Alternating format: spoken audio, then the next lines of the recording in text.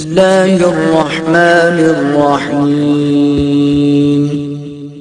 يا أيها الذين آمنوا اركعوا واسجدوا واعبدوا ربكم وافعلوا الخير لعلكم تفلحون وجاهدوا في الله حق جهاده هو اجتباكم وما جعل عليكم في الدين من حرج.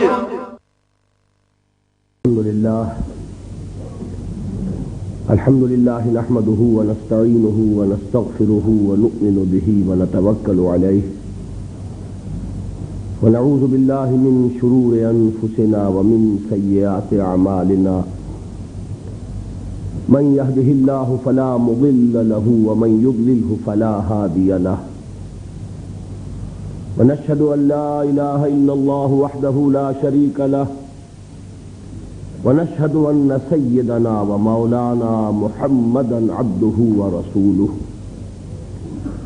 أرسله بالهدى ودين الحق ليظهره على الدين كله وكفى بالله شهيدا فصلى الله عليه وعلى آله وأصحابه وسلم تسليما كثيرا كثيرا. أما بعد فقد قال الله تبارك وتعالى في سورة الحجرات: أعوذ بالله من الشيطان الرجيم بسم الله الرحمن الرحيم. قالت الأعراب آمنا قل لم تؤمنوا ولكن قولوا أسلمنا ولما يدخل الإيمان في قلوبكم وَإِن تُطِيعُوا اللَّهَ وَرَسُولَهُ لَا يَلِتْكُم مِّنْ أَعْمَالِكُمْ شَيْئًا إِنَّ اللَّهَ غَفُورٌ رَّحِيمٌ. وقال تبارك وتعالى في آخر سورة الحج: يا أيها الذين آمنوا اركعوا واسجدوا واعبدوا ربكم وافعلوا الخير لعلكم تفلحون وجاهدوا في الله حق جهاده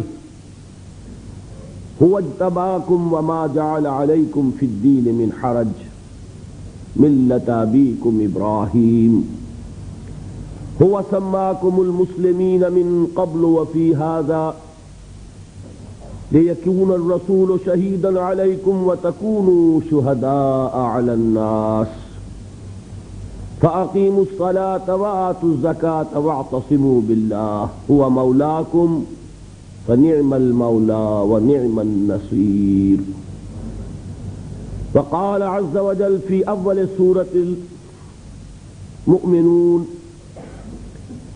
قد أفلح المؤمنون الذين هم في صلاتهم خاشعون والذين هم عن اللغو معرضون والذين هم للزكاة فاعلون والذين هم لفروجهم حافظون إلا على أزواجهم أو ما ملكت أيمانهم فإنهم غير ملومين فمن ابتغى وراء ذلك فأولئك هم العادون والذين هم لأماناتهم وعهدهم راعون والذين هم على صلواتهم يحافظون أولئك هم الوارثون الذين يرثون الفردوس هم فيها خالدون. صدق الله العظيم. رب اشرح لي صدري ويسر لي أمري واحلل عقدة من لساني يفقهوا قولي. اللهم ربنا نور قلوبنا بالإيمان واشرح صدورنا للإسلام. اللهم وفقنا لما تحب وترضى. اللهم وفقنا أن نجاهد في سبيلك بأموالنا وأنفسنا. اللهم ارزقنا شهادة في سبيلك آمین یا رب العالمین. محترم صدر مجلس، معزز حاضرین اور محترم خواتین، یہ جو اجتماعات منعقد ہو رہے ہیں ان میں قرآن حکیم کا جو بیان ہو رہا ہے اس میں ایک معنوی تسلسل ہے. اس لیے پچھلے 3 دنوں میں جو باتیں سامنے آئی ہیں ان کے ساتھ اگر مضمون کا سرا آپ کے ذہن میں نہ جڑا تو وہ بات اپنا صحیح نتیجہ پیدا نہیں کر سکے گی. چند منٹ اس پر لگائیے. میں یہ سمجھتا ہوں کہ آپ میں سے اکثر حضرات پابندی کے ساتھ شرکت فرما رہے ہیں. ایسا بھی ہوگا کہ بعض حضرات پہلی دفعہ نہیں آ سکے، بقیہ 2 دنوں میں آئے ہیں. یہ بھی ہو سکتا ہے کوئی ایسے بھی ہوں جو آج پہلی مرتبہ آ رہے ہیں. ان کے لیے خاص طور پر ضروری ہے کہ وہ سمجھ لیں مختصر طور پر کہ یہاں سلسلہ کلام کیا ہے. پہلے دن کی گفتگو تمہیدی تھی، ابتدائی تھی. اس کا عنوان بھی ایک بہت عمومی عنوان تھا، عظمت قرآن. بہرحال اس کے ضمن میں جو بھی اللہ نے توفیق دی میں نے عرض کیا. دوسرے دن آپ کو یاد ہوگا کہ میں نے تعارف کرایا تھا. میں نے جو ایک تحریک قرآنی شروع کی اور جس میں کہ میں اپنی زندگی کے 20 برس کھپا چکا ہوں. اس کا آغاز سن 65 میں لاہور میں ہوا. یاد ہوگا کہ میں نے عرض کیا تھا کہ اس کے ضمن میں میں نے مطالعہ قرآن حکیم کے ایک منتخب نصاب کو ابتدائی ذریعہ بنایا ہے قرآن مجید سے لوگوں کو متعارف کرانے کے لیے. اگرچہ اصل قرآن وہ ہے مکمل قرآن، ترتیب بھی وہی ہے کہ جو مصحف کی ہے سورہ فاتحہ سے سورۃ الناس تک، لیکن اس پورے قرآن کو تسلسل کے ساتھ، غور اور فکر کے ساتھ پڑھنا، تدبر کے ساتھ پڑھنا جو ہمیں کرنا چاہیے، اس کے لیے ایک بڑی مضبوط قوت ارادی کی ضرورت ہے کہ پہلے ایک فیصلہ ہو چکا ہو، ایک ڈٹرمینیشن. اس ڈٹرمینیشن کے لیے، اس فیصلے کے لیے، اس عزم کے لیے، اس ارادے کے لیے میں نے مفید پایا اس کو کہ قرآن مجید کے اہم مضامین سے اگر تعارف کرا دیا جائے منتخب مقامات کے مطالعے سے، تو قرآن مجید کے اہم مضامین سے انسان متعارف ہوتا ہے اور اس سے اس میں ایک شوق پیدا ہوتا ہے، ذہنی مناسبت پیدا ہوتی ہے. اور پھر اللہ کا اگر فضل شامل حال ہو تو اس میں وہ ارادہ پیدا ہو جائے گا کہ وہ پورے قرآن حکیم پر اسی طرح تدبر کرتے ہوئے غور و فکر کرے. اس مطالعہ قرآن حکیم کے نصاب کا جو مرکزی خیال ہے وہ یہ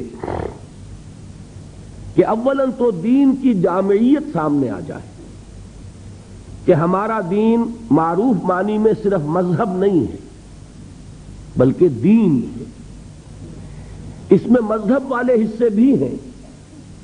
دیکھیے ذہن میں رکھیے لفظ مذہب پورے قرآن میں کہیں نہیں آیا اور آج ہماری زبانوں پر سب سے زیادہ یہی لفظ چڑھا ہوا ہے. ہمارا مذہب اسلام ہے، حالانکہ پورے قرآن میں یہ لفظ ہی نہیں.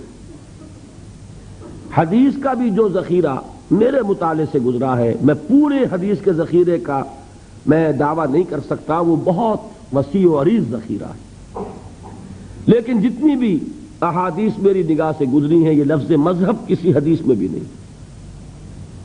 مذہب کا لفظ ہمارے ہاں سلف استعمال کرتے تھے محدود معنی میں. مذہب حنفی، مذہب شافعی، مذہب مالکی، مذہب اہل حدیث، یہ مذاہب ہیں. اسلام مذہب نہیں، اسلام دین ہے. ان الدین عند اللہ الاسلام. دین کہتے ہیں ایک مکمل نظام اطاعت کو، پوری زندگی پر حاوی، پوری زندگی پر مسلط، پوری انسانی زندگی کو اپنے حیطۂ اقتدار میں لینے والی چیز، جس کے لیے جدید اصطلاح کیا ہے؟ نظام. ہم کہتے ہیں نظام. یہ نظام بھی قرآن کا لفظ نہیں ہے، لیکن یہ کہ اگر دین کے مفہوم کو جدید کسی لفظ میں ادا کیا جائے تو وہ نظام ہوگا. دین کیا ہے؟ خدائی نظام ہے، اللہ کا عطا کردہ نظام زندگی ہے.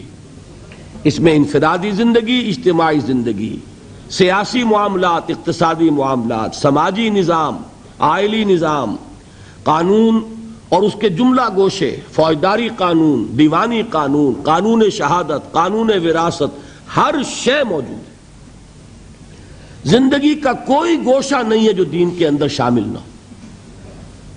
اتنی چھوٹی چھوٹی چیزیں بھی اس دین میں شامل ہیں، جس کے بارے میں ایک واقعہ ہے جس سے وضاحت ہو جائے گی کہ یہود نے مسلمانوں کو کچھ چڑھانا شروع کیا کہ ہم نے سنا ہے تمہارے نبی تمہیں بڑی چھوٹی چھوٹی باتوں کی تعلیم دیتے ہیں۔ تو کچھ صحابہ نے حضور سے عرض کیا کہ حضور یہ یہودی یہ کہتے ہیں۔ حضور نے فرمایا کہ تم انہیں جواب دو کہ ہاں، ہمارے نبی نے ہمیں استنجا کرنا بھی سکھایا ہے۔ ہمیں تو اس پر فخر ہے کہ انسان کے لیے طہارت اور پاکیزگی یہ بھی نہایت ضروری ہے، اور اس کی تعلیم بھی کون دے گا اگر نبی نہیں دے گا صلی اللہ علیہ وسلم۔ تو ہمارا دین تو وہاں سے لے کر نظام حکومت تک چوٹی کے جو معاملات ہوتے ہیں ان سب پر مشتمل ہے۔ پہلی بات تو یہ سامنے آنی چاہیے کہ اسلام صرف مذہب نہیں، دین ہے۔ میں 2 منٹ آپ کے اور لے لوں، اس کو بھی میں چاہتا ہوں جس طرح میں نے اور باتیں کل عرض کی ہیں بالکل الجبرا کے فارمولوں کی طرح یاد کرنے کے لیے اسی طریقے سے ذہن نشین کیجئے۔ 3 جمع 3 6 امور ہیں جو جمع ہو جائیں تو دین بنتا ہے، اور ان میں سے پہلی 3 چیزیں وہ ہیں کہ جمع ہو جائیں تو صرف مذہب بنتا ہے۔ عقائد، عبادات اور کچھ معاشرتی رسومات۔ معاشرتی رسومات کس کے بارے میں؟ پیدائش، شادی، موت۔ ان 3 چیزوں کو جمع کریں گے، عقائد، عبادات اور کچھ معاشرتی رسومات، یہ تینوں ہیں مذہب۔ دنیا میں مذہب کا تصور یہیں تک ہے۔ اس سے آگے 3 چیزیں کیا ہیں؟ معاشرتی نظام، اقتصادی نظام، سیاسی نظام۔ ان کو جمع کریں گے تو یہ بنے گا اجتماعی نظام، اور ان 6 کو جمع کر لیں گے تو یہ بنے گا دین۔ یہ 6 چیزیں مل کر دین اسلام کی تکمیل ہوتی ہے۔ اس میں عقائد بھی ہیں، عبادات بھی ہیں، رسومات بھی ہیں، پیدائش کے ساتھ عقیقہ ہے، موت کے ساتھ تجہیز و تکفین ہے، نہلانا ہے، نماز جنازہ ہے، تدفین ہے، شادی بیاہ کے لیے نکاح ہے، ایجاب و قبول ہے۔ یہ تمام چیزیں بھی ہیں، لیکن ایک مکمل آئینی نظام، مکمل معاشی نظام، مکمل سماجی نظام، مکمل سیاسی نظام بھی ہے۔ تو 3 جمع 3 جمع کیجئے تو یہ در حقیقت دین بنتا ہے۔ پہلی تو اصل میں ضرورت اس بات کی ہے کہ اسے خوب اچھی طرح ذہن نشین کر لیا جائے۔ دوسری چیز کہ جو اس منتخب نصاب میں زیادہ پیش نظر ہے وہ یہ ہے کہ دینی فرائض کیا ہیں، دین ہم سے چاہتا کیا ہے، ازروع قرآن انسان کی نجات کے لوازم کیا ہیں، شرائط کیا ہیں۔ اس لیے کہ میں آج بھی اسی موضوع پر تفصیل سے گفتگو کر کے آیا ہوں دبئی میں، کہ دیکھیے انسان کا تصور فرائض اگر محدود ہو جائے تو اس کا عمل بھی محدود ہو جائے گا۔ سادہ سی مثال دیا کرتا ہوں کہ کسی شخص کو کہیں ملازم رکھا گیا، اسے گن کر 10 کام بتا دیے گئے، یہ 10 کام تمہیں روزانہ کرنے ہیں۔ اب کوئی ایسا حادثہ ہوا اسے 7 کام بھول گئے، صرف 3 یاد رہ گئے۔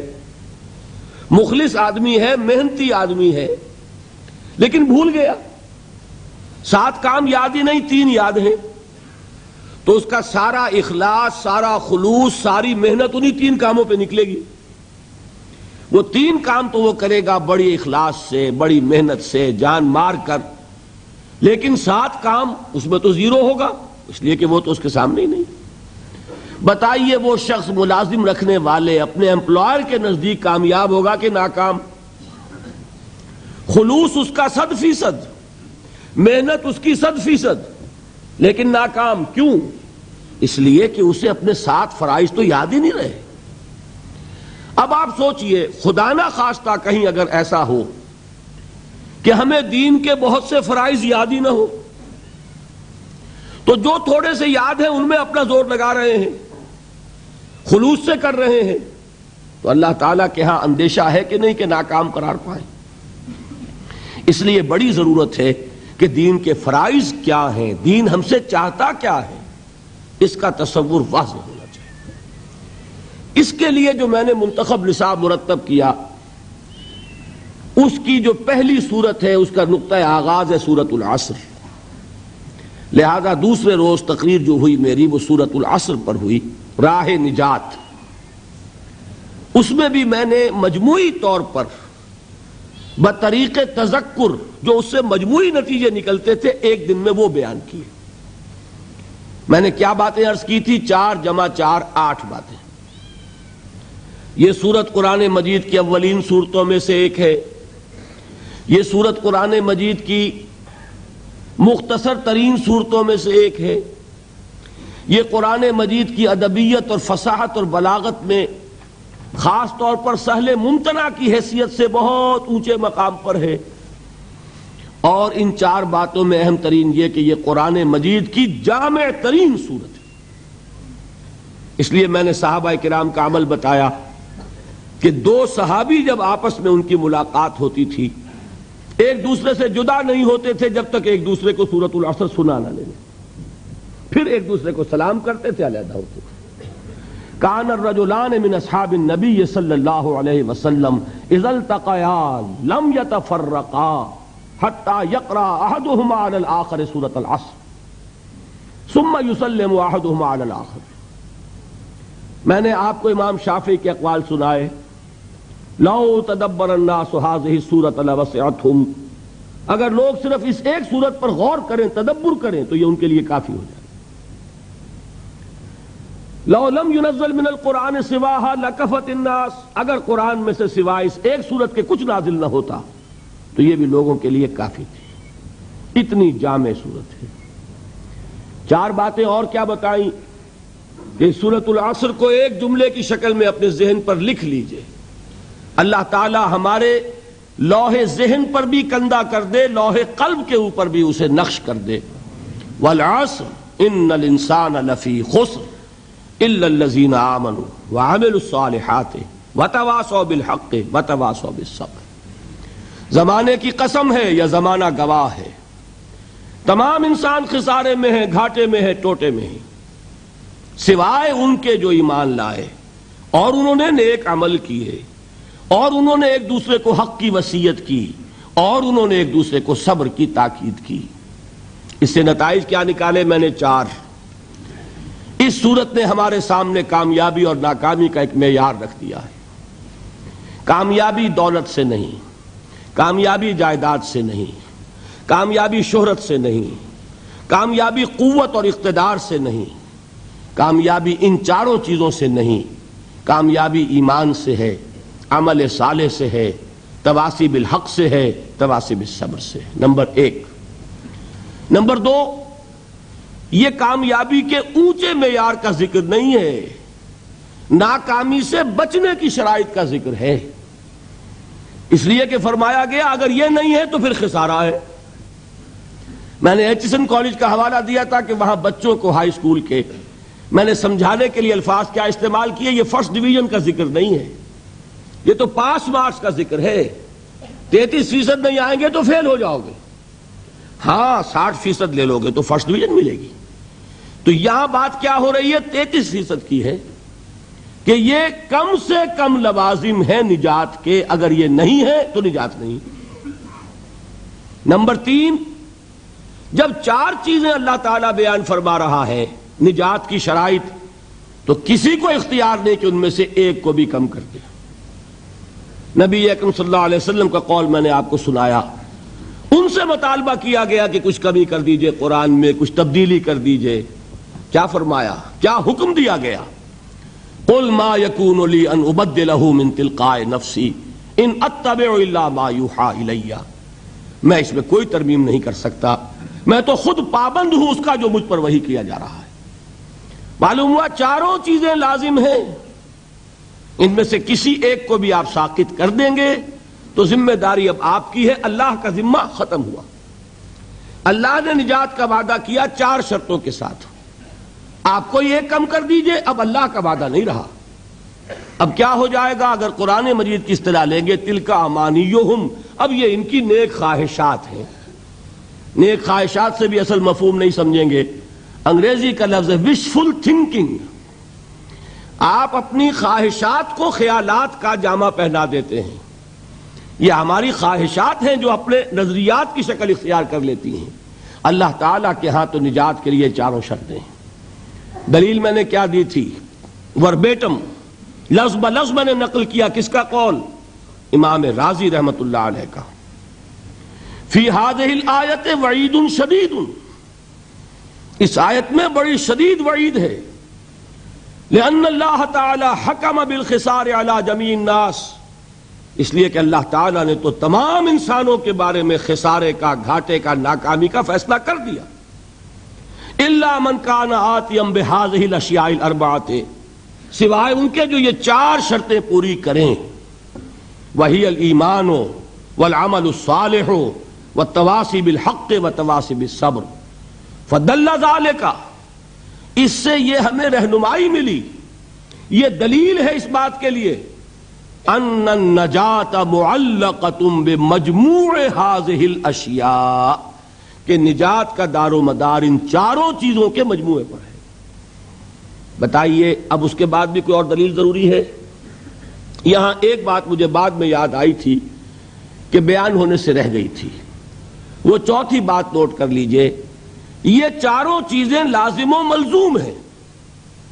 اصل میں یہ 4 نہیں ہیں، یہ آپ کہہ سکتے ہیں کہ ایک ہی چیز ہے. ایمان صحیح ہوگا، عمل لازماً درست ہوگا. وہ ایمان ہی کیا ہوا جو عمل کو درست نہ کرے؟ اپنا عمل صحیح ہوگا تو آدمی کسی دوسرے کو بھی غلط کام کرتے ہوئے نہیں دیکھ سکتا. وہ غلطی کو برداشت کرتا ہے تبھی جب کہ اس کے اپنے اندر پانی مر رہا ہو. کہیں اپنے دل میں چور ہوگا تو وہ کسی غلط بات کو برداشت کرے گا، ورنہ جو انسان خود صحیح ہوگا وہ غلطی کو کبھی برداشت نہیں کرے گا. وہ حق کا علمبردار بن جائے گا، پرچارک بنے گا. اور اگر کوئی صاحب سیرت و کردار آدمی ہے تو پھر اس راستے میں جو تکلیف آئے گی پھر پیٹھ نہیں دکھائے گا، جمے گا. ہر چہ باد آباد ما کشتی درا بنداختے. تو یہ 4 چیزیں ہیں ہی نہیں، یہ تو کھول کر اللہ نے بتا دیا ہے. حقیقت میں شے ایک ہی. میں اس کی ایک سادہ مثال اور دیا کرتا ہوں. دیکھیے آپ تصور کیجئے کسی شخص کا، کسی انسان کا ہو صاحب سیرت و کردار، کیریکٹر والا آدمی ہو، مرد ہو، بودا نہ ہو، بزدل نہ ہو، کمزور نہ ہو. اس شخص کے سامنے کوئی معاملہ آیا، پہلا کام کیا ہوگا کہ وہ اس میں حقیقت کی تہ تک پہنچے. بات کیا ہے سمجھنی چاہیے، ہوگی کہ نہیں؟ سرسری طور پہ کوئی فیصلہ نہ کر دے، بات کو سمجھے، حقیقت کی تہ تک پہنچے. نمبر 2، جو بات سامنے آئے اسے قبول کرے، پھر گھبرائے نہیں. He must face the reality and accept the reality. اگر صاحب کردار آدمی ہے اس کو خود اختیار کرے. میں سقراط کی مثال دے چکا ہوں. اس نے زہر کا پیالہ پسند کر لیا لیکن حق کو بیان کرنے سے رک جانا اس نے گوارا نہیں کیا. تیسری بات یہ ہوگی اس کا اعلان کرے ڈنکے کی چوٹ کے، یہ ہے حقیقت. ایک شے کو حق سمجھنا اور چھپا لینا یہ بزدلی ہے، یہ بوداپن ہے، یہ سیرت و کردار کی بات نہیں. اور آخری بات کیا ہوگی؟ حق تو آپ کو معلوم ہے کڑوا ہوتا ہے. کوئی ناراض ہوتا ہے تو ہوا کرے، کسی کی تیوری پر بل پڑتے ہیں تو پڑے، کسی کو ناگوار ہو تو ہو. آپ کو حق بات کہنی ہے اور جو تکلیف آئے جھیلنی ہے. اگر انسان صاحب کردار ہے، صاحب سیرت ہے، کیریکٹر والا انسان ہے، مرد ہے وہ واقعتاً، تو یہ 4 چیزیں لازم ہیں. پہلے حق کو معلوم کرنا، وہ کیا ہے؟ ایمان. اس پوری کائنات کا حق کیا ہے؟ ایمان. اس کو قبول کرنا، اس کے مطابق اپنے عمل کو اختیار کرنا. نمبر 2، اس کا پرچار کرنا، اس کا اعلان کرنا. نمبر 3، اور اس میں جو تکلیف آئے اس کو جھیلنا. 4 چیزیں لازم و ملزوم ہیں. کسی ایک جگہ پر بھی اگر فل سٹاپ لگ گیا تو نتیجہ یہ نکلے گا کہ آدمی بودا تھا، کچا تھا، جواں مرد نہ تھا، جواں ہمت نہ تھا، صاحب سیرت نہ تھا، صاحب کردار نہ تھا. بودا انسان. یہ ہے سورۃ العصر. اس کے بعد اب ہم نے شروع کیا ہے ان چاروں میں سے ایک ایک کو لے کر اس پر گفتگو. کل ایمان پر بحث ہوئی. میں نے 9 ابواب گنوائے تھے کتاب الایمان کے، جس میں سے 7 ہم پڑھ چکے. کیا؟ ایمان کے لفظی معنی ذہن میں تازہ کر لیجئے، میں نہیں بیان کروں گا اب. ایمان کا اصطلاحی مفہوم ذہن میں تازہ کیجئے. ایمان کا موضوع، ایمانیات کی تفصیل، ایمانیات ثلاثہ کی باہمی نسبت، پھر ایمان اور عمل، ایمان اور جہاد، اور ایمان اور امن. یہ 9 تھے جن میں سے کہ 7 بیان ہو چکے، 2 رہ گئے. آج اب میں لے رہا ہوں ایمان اور عمل صالح. اسی میں بات آ جائے گی کہ عمل صالح سے مراد کیا ہے، اور اسی میں چونکہ کل ہماری گفتگو چل رہی تھی ایمان کے حوالے سے، تو ایمان اور عمل صالح کا ربط و تعلق کیا ہے. دیکھیے آج کی گفتگو کو اب ہم شروع کریں گے. وہ جو 2 درجے معین کیے تھے ایمان کے، کہ ایک ہے قانونی ایمان، ایک ہے حقیقی ایمان. قانونی ایمان کے لیے ایک اور لفظ بھی ہے جس کا نام اسلام ہے. قانونی ایمان کا حاصل کیا ہے؟ دنیا میں کسی کو مسلمان سمجھا جائے، اس کے ساتھ مسلمان کا سا معاملہ کیا جائے. اور حقیقی ایمان کا حاصل کیا ہے؟ کہ آخرت میں اسے مومن سمجھا جائے اور اس کا وہ معاملہ کیا جائے کہ جو صاحب ایمان کے لیے اللہ تعالیٰ نے بیان فرمایا. اس کے لیے اب ذرا سورہ حجرات کی اس آیت نمبر 14 کو اچھی طرح پکا لیں اپنے ذہن میں، جو میں نے آج سب سے پہلے تلاوت کی. فرمایا قالت الاعراب آمنا. یہ بدو کہہ رہے ہیں کہ ہم ایمان لے آئے. اعراب جمع ہے اعرابیون کی. اعرابی آپ کو معلوم ہے بدو لوگ، خانہ بدوش لوگ. عرب کی اکثریت ایسے ہی لوگوں پر مشتمل تھی اور آج بھی ہے. یہ تو شہر اب بن رہے ہیں، بہت بڑا شہر آپ نے بنا لیا ابو ظبی اور دبئی، ورنہ یہاں کیا تھا؟ خانہ بدوش قبائل. ہاں مکہ ایک شہر تھا، مدینہ ایک شہر تھا، طائف ایک شہر تھا، چند شہر تھے.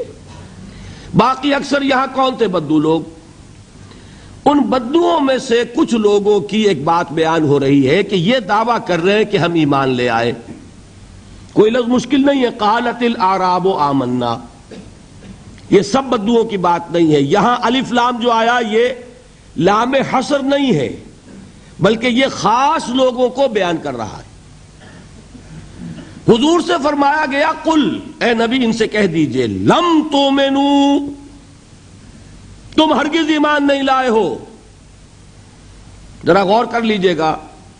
اتنا تو میں سمجھتا ہوں کہ شد بدھ کا معاملہ آپ کا یہاں ہوگا عربی کا، کہ عربی میں کہنا ہو کہ تم ایمان نہیں لائے تو اس کا عام اسلوب کیا ہوگا؟ ما آمنتم، فعل ماضی پر ما لگے گا.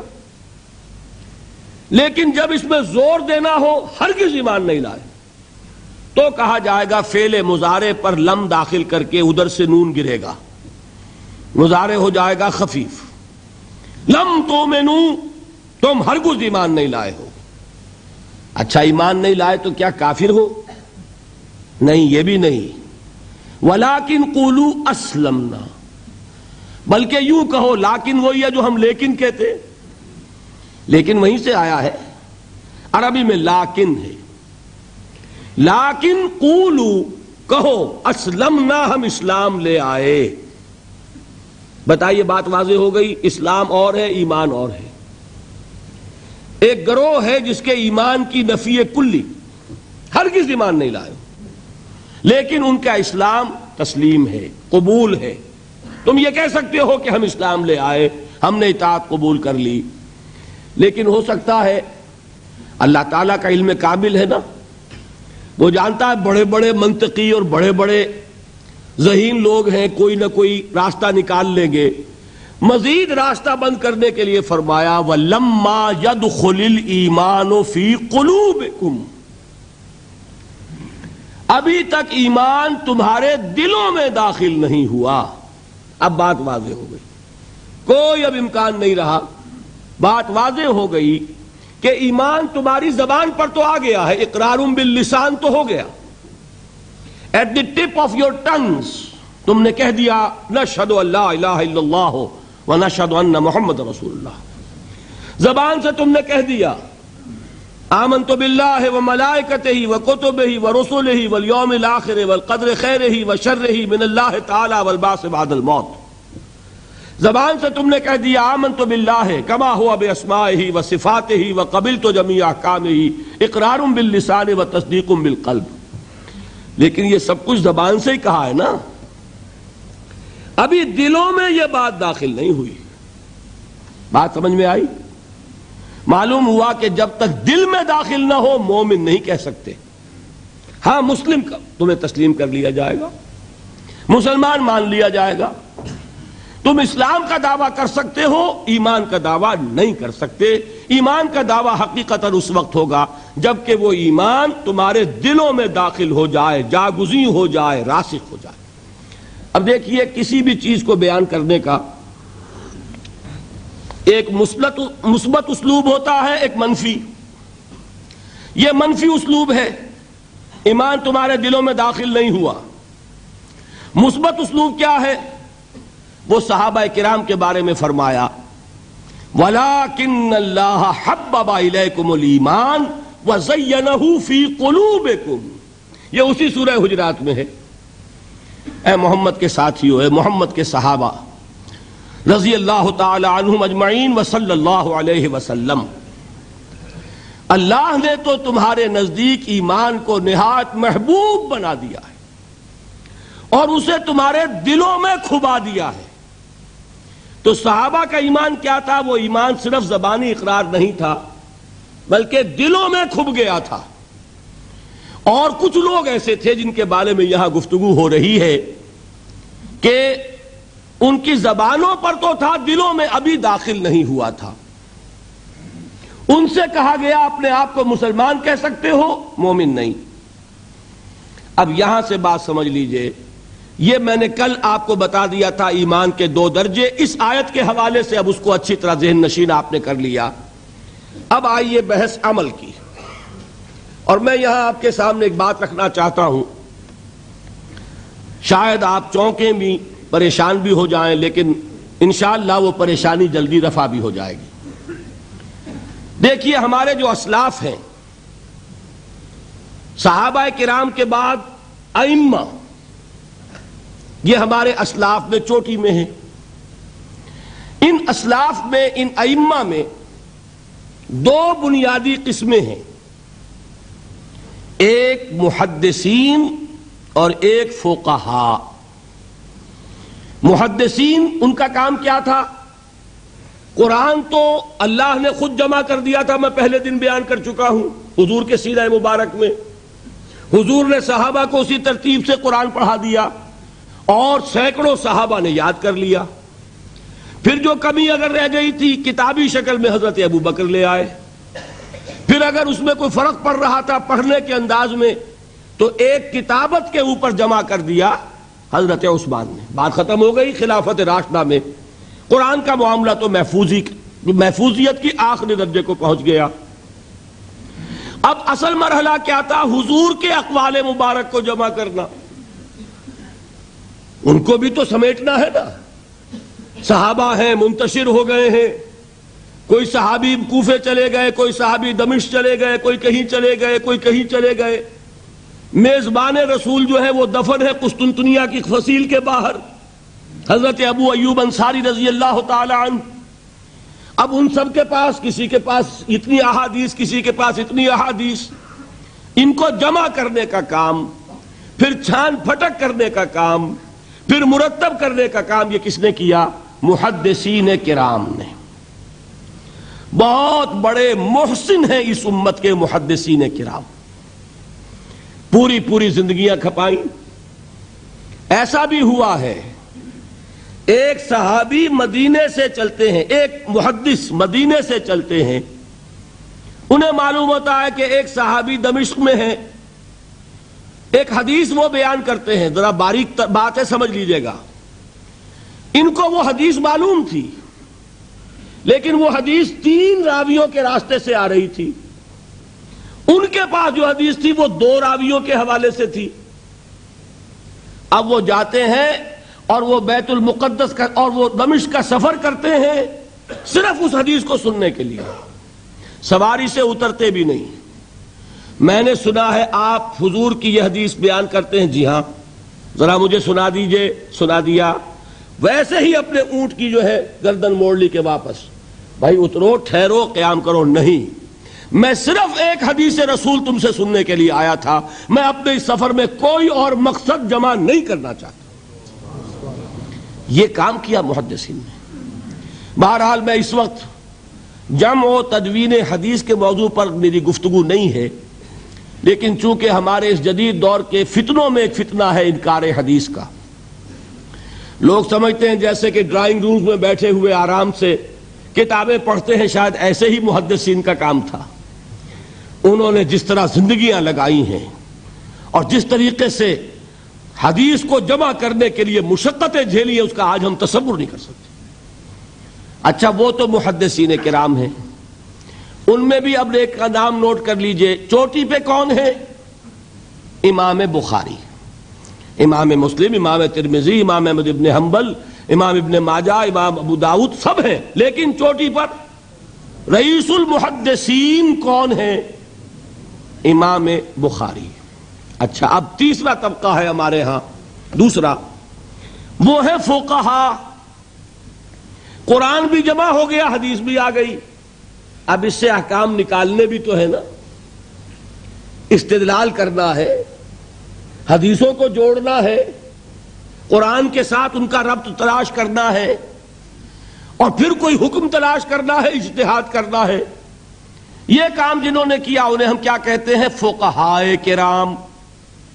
اور ان میں بہرحال جو لوگ یہاں جمع ہیں، مجھے یقین ہے کہ وہ اس بات کو تسلیم کرتے ہوں گے کہ ان میں چوٹی پر ہیں امام ابو حنیفہ رحمۃ اللہ علیہ، امام اعظم۔ ٹھیک ہے، کسی کی رائے ذرا مختلف بھی ہو سکتی ہے، کوئی شافعی مسلک کا ہے تو امام شافعی کو بہرحال وہ اونچا درجہ دے گا، مالکی مسلک کا ہے تو امام مالک سے اسے زیادہ نسبت ہے۔ لیکن واقعہ یہ ہے، پوری دنیا نے تسلیم کیا ہے کہ قانون کا جتنا سینس امام ابو حنیفہ کو ہے، قانون ایک علیحدہ شے ہے، اخلاقیات علیحدہ چیز ہیں۔ ایک شے کا اخلاقی تقاضا کچھ اور ہے، قانونی تقاضا کچھ اور ہے۔ آپ کو کسی نے تھپڑ مارا، اخلاقی تقاضا کیا ہے؟ معاف کر دو بھائی، اور قانونی تقاضا کیا ہے؟ جوابی تھپڑ رسید کرو، اس لیے کہ اگر یہ نہیں کرو گے تو اس کی ہمت افزائی ہوگی، یہ کسی اور کو بھی تھپڑ مارے گا۔ قانون کا تقاضا یہ ہے، السن بالسن، دانت کا بدلہ دانت، والأذن بالأذن، کان کا بدلہ کان، قانون یہ ہے۔ اور اخلاق کا تقاضا کیا ہے؟ وَإِن تَعْفُوا وَتَصْفَحُوا وَتَغْفِرُوا، اگر تم بخش دو، معاف کر دیا کرو، لوگوں سے درگزر کیا کرو، فَإِنَّ اللَّهَ غَفُورٌ الرحیم، تو اللہ بھی تو غفور الرحیم ہے۔ تقاضے متضاد ہو گئے کہ نہیں؟ کسی معاملے کے اخلاقی پہلو پر نظر رکھنا یہ اور مزاج ہوگا، اور کسی معاملے کے قانونی پہلو کی گہرائی میں اترنا یہ اور مزاج ہے۔ میں اپنا احساس عرض کر رہا ہوں، اور دنیا میں جو بات مانی گئی ہے کہ جس کا نام لیگل سینس ہے، قانون کا ایک فہم، اس میں دنیا کا کوئی شخص مقابلہ نہیں کر سکتا امام ابو حنیفہ کا۔ آپ صحابہ کو ان سے مستثنیٰ کر دیجئے، ظاہر بات ہے انبیاء اور رسولوں کا معاملہ نہیں ہے، تو باقی انسانی نوع انسانی کے اندر امام ابو حنیفہ کا پلے کا کوئی شخص، ان کے برابر کا کوئی شخص قانون کا فہم رکھنے والا آج تک پیدا نہیں ہوا۔ تو سید الفقہاء کون ہوئے؟ امام ابو حنیفہ۔ اور رئیس المحدثین کون ہے؟ امام بخاری۔ یہ ساری جو میں نے اس وقت آپ کو تمہید بیان کی، وہ اس مسئلے کے لیے پریشان کن مسئلہ یہ ہے کہ امام ابو حنیفہ کی طرف یہ بات منسوب ہے کہ وہ یہ فرماتے ہیں الایمان قول، ایمان نام ہے صرف قول کا، عمل اس میں زیر بحث نہیں آتا۔ ولا یزید ولا ینقص، وہ ایمان نہ گھٹتا ہے نہ بڑھتا ہے، ایک سٹیٹمنٹ سمجھ میں آ گیا نا؟ اب دوسرا سٹیٹمنٹ سنیے، وہ ہے امام بخاری کا، رئیس المحدثین کا، الایمان قول وعمل۔ ایمان نام ہے قول اور عمل کے مجموعے کا، قول اور عمل دونوں چیزیں ایمان میں شامل، وَيَزِيدُ وَيَنْقُصُ، وہ گھٹتا بھی ہے بڑھتا بھی ہے۔ ایک مسلمان کو پریشان ہو جانا چاہیے کہ نہیں؟ ایمان جیسی بنیادی بات، سارا قصر تو یہیں سے تعمیر ہونا ہے، جڑ بنیاد ایمان ہے۔ ایمان کے بارے میں کوئی 14ویں صدی کے 15ویں صدی ہجری کے کوئی علماء ہوں، بڑے سے بڑے ہوں، ان کا اختلاف ہو جائے تو تشویش نہیں ہوگی۔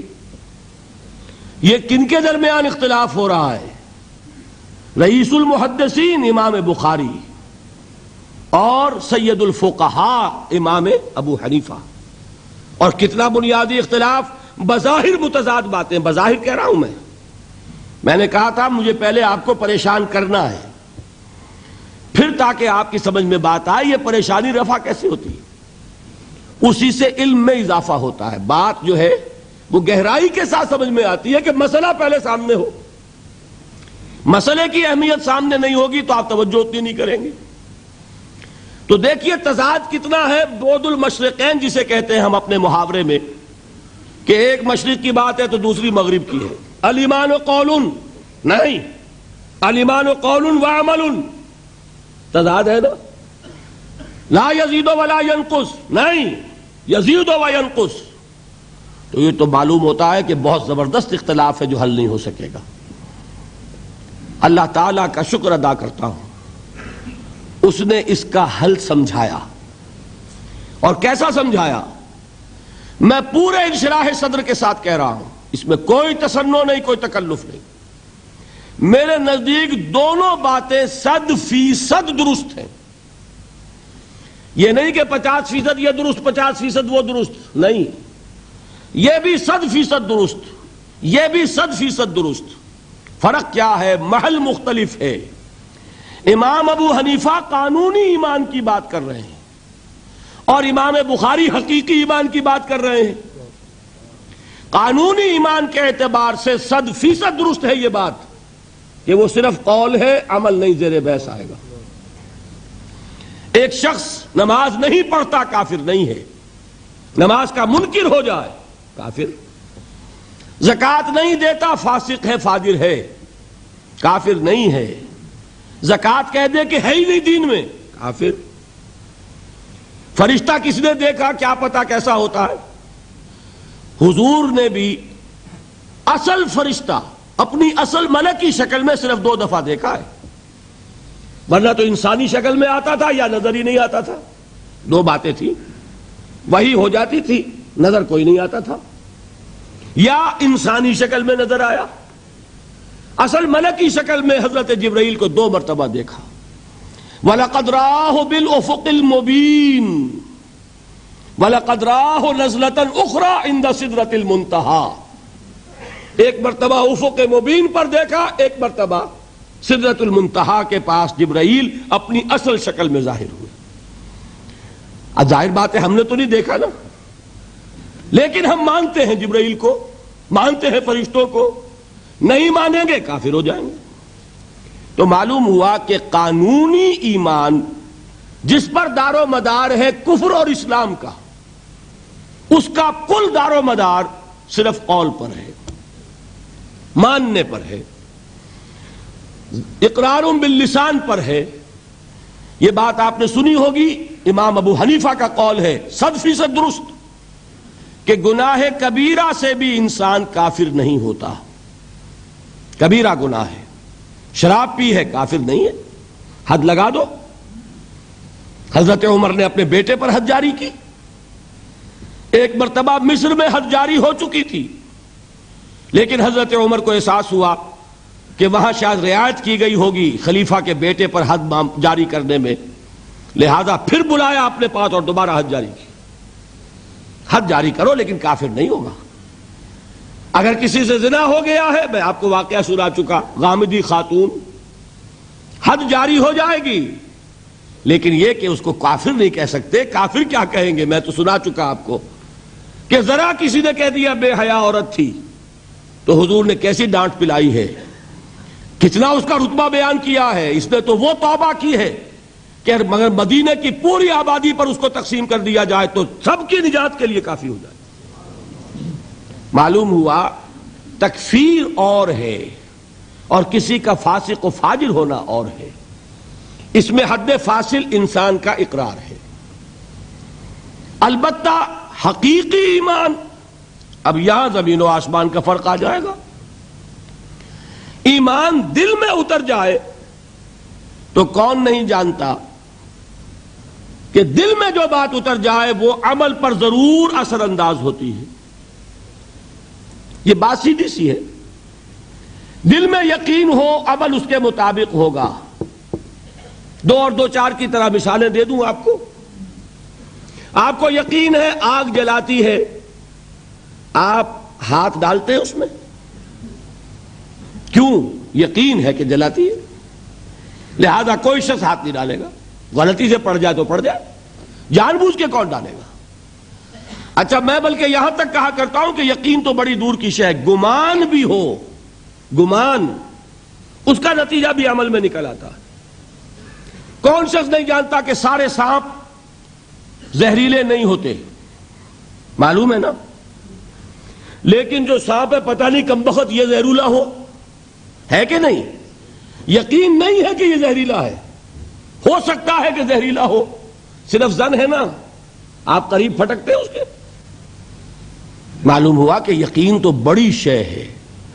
وہ تو میں نے اقبال کے آپ کو شعر سنایا بارہا، یقین پیدا کرے ناداں یقین سے ہاتھ آتی ہے، وہ درویشی کے جس کے سامنے جھکتی ہے فغفوری.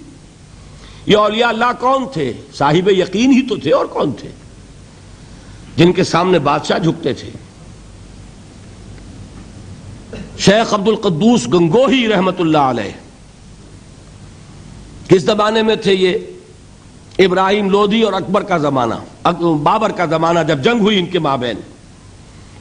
ابراہیم لودھی چل کر آیا ہے کہ بابر آ گیا ہے، میں جا رہا ہوں مقابلے کے لیے، پانی پت کی پہلی جنگ ہونے والی ہے، میرے لیے دعا کر دیجئے. فرماتے ہیں ذرا ہٹ جاؤ، ہماری دھوپ چھوڑ دو. دعا نہیں کی اور وہ شکست اس نے کھائی، مارا گیا. ان سے بھی پہلے کی بات ہے، نظام الدین اولیاء رحمت اللہ علیہ 7 بادشاہوں کا زمانہ دیکھا ہے. کسی بادشاہ سے ملنے کا تو خیر سوال ہی نہیں، اس کے پاس جانے کا سوال نہیں، کسی کو اجازت نہیں دی حاضر ہونے کی. ایک بادشاہ نے کہا کہ آپ کیسے روک سکتے ہیں، میں آ جاؤں گا. تو جواب یہ لکھوایا ہے کہ درویش نے اپنے گھر کے 2 دروازے رکھے ہوئے ہیں، بادشاہ ایک دروازے سے داخل ہوگا، درویش دوسرے سے نکل جائے گا. بادشاہ چاہتا ہے اذن باریابی. اور سلطان الہند پھر کون ہوا؟ سلطان الہند تو پھر نظام الدین اولیاء ہوئے، جس کی قدم بوسی کے لیے بادشاہ آنا چاہتا ہے اور وہ اجازت نہیں دے رہے. اس لیے ان کا نام ہے سلطان الہند، حضرت نظام الدین اولیاء رحمت اللہ علیہ. تو یہ جان لیجئے. ایک اور کا واقعہ ابو علی قلندر کا. نواب ٹونک نے جاگیر کے لیے ایک وثیقہ بھیج دیا، ہم نے آپ کی خانقاہ کے لیے اتنے گاؤں کی جاگیر لکھ دی. اسی کاغذ کے پشت پر ایک شعر لکھا، ماں آبروئے فقر و قناعت نباختیم، با میر خان بگوئے کہ روزی مقدر است. جاؤ میر خان سے کہہ دو، نواب ٹونک سے، ہماری روزی اللہ کے ہاں مقدر ہے، لکھی ہوئی ہے. ہم تمہارے ہاتھ اپنے فقر اور درویشی کی عزت بیچنا نہیں چاہتے، لے جاؤ اپنا وثیقہ. کون تھے یہ؟ صاحب یقین. یقین پیدا کرے ناداں یقین سے ہاتھ آتی ہے، وہ درویشی کہ جس کے سامنے جھکتی ہے فغفوری. شہنشاہ ہند اذن باریابی چاہے اجازت نہ ملے. وہ یقین کی بات ہے. آپ سوچئے یقین پیدا ہو جائے تو کیا ہوگا. اس کی ایک شکل تو میں کل آپ کو دکھا چکا.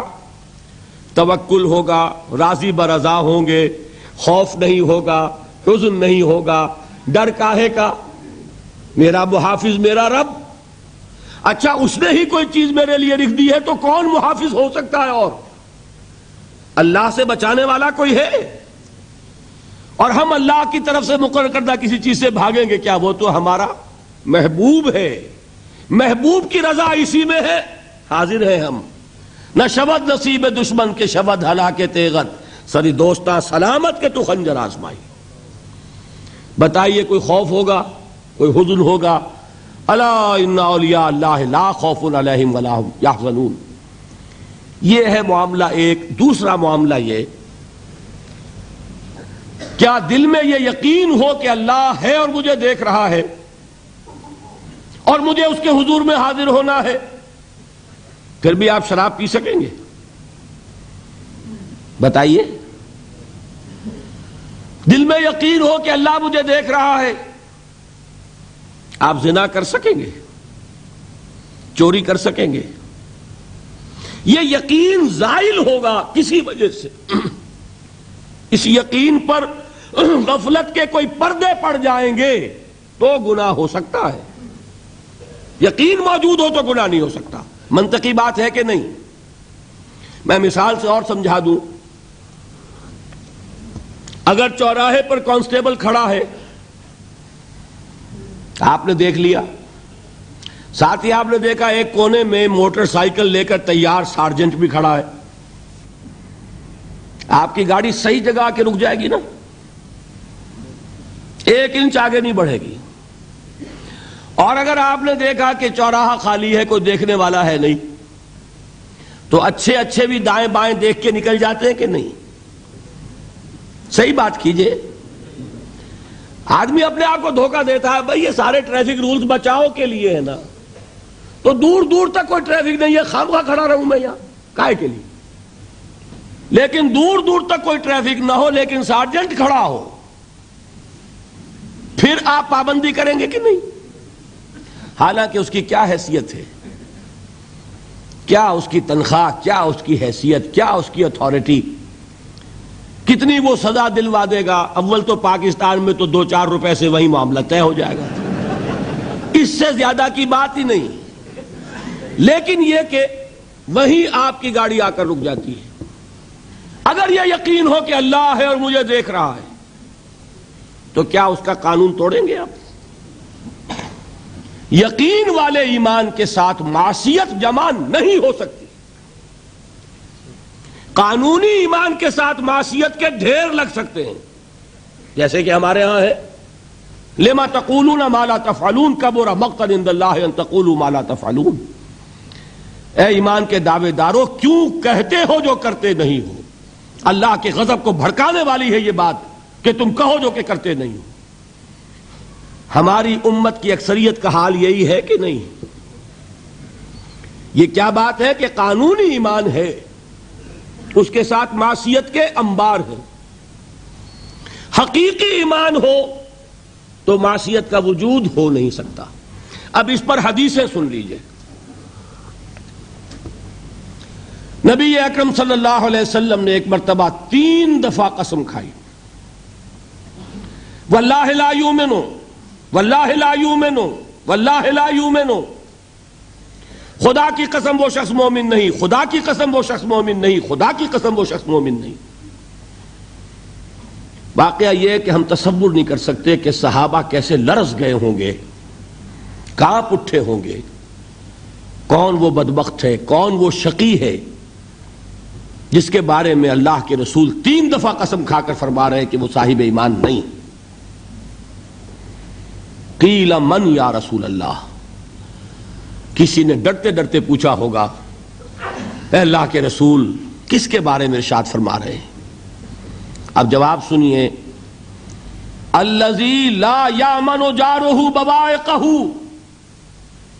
وہ شخص کے جس کی ایذا رسانی کی وجہ سے، جس کی بدخلقی کی وجہ سے اس کا پڑوسی امن میں نہیں ہے۔ یہ کوئی گناہ کبیرہ ہے؟ آپ کی فہرست میں تو گناہ ہی نہیں، کبیرہ کیا سوال، صغیرہ بھی نہیں۔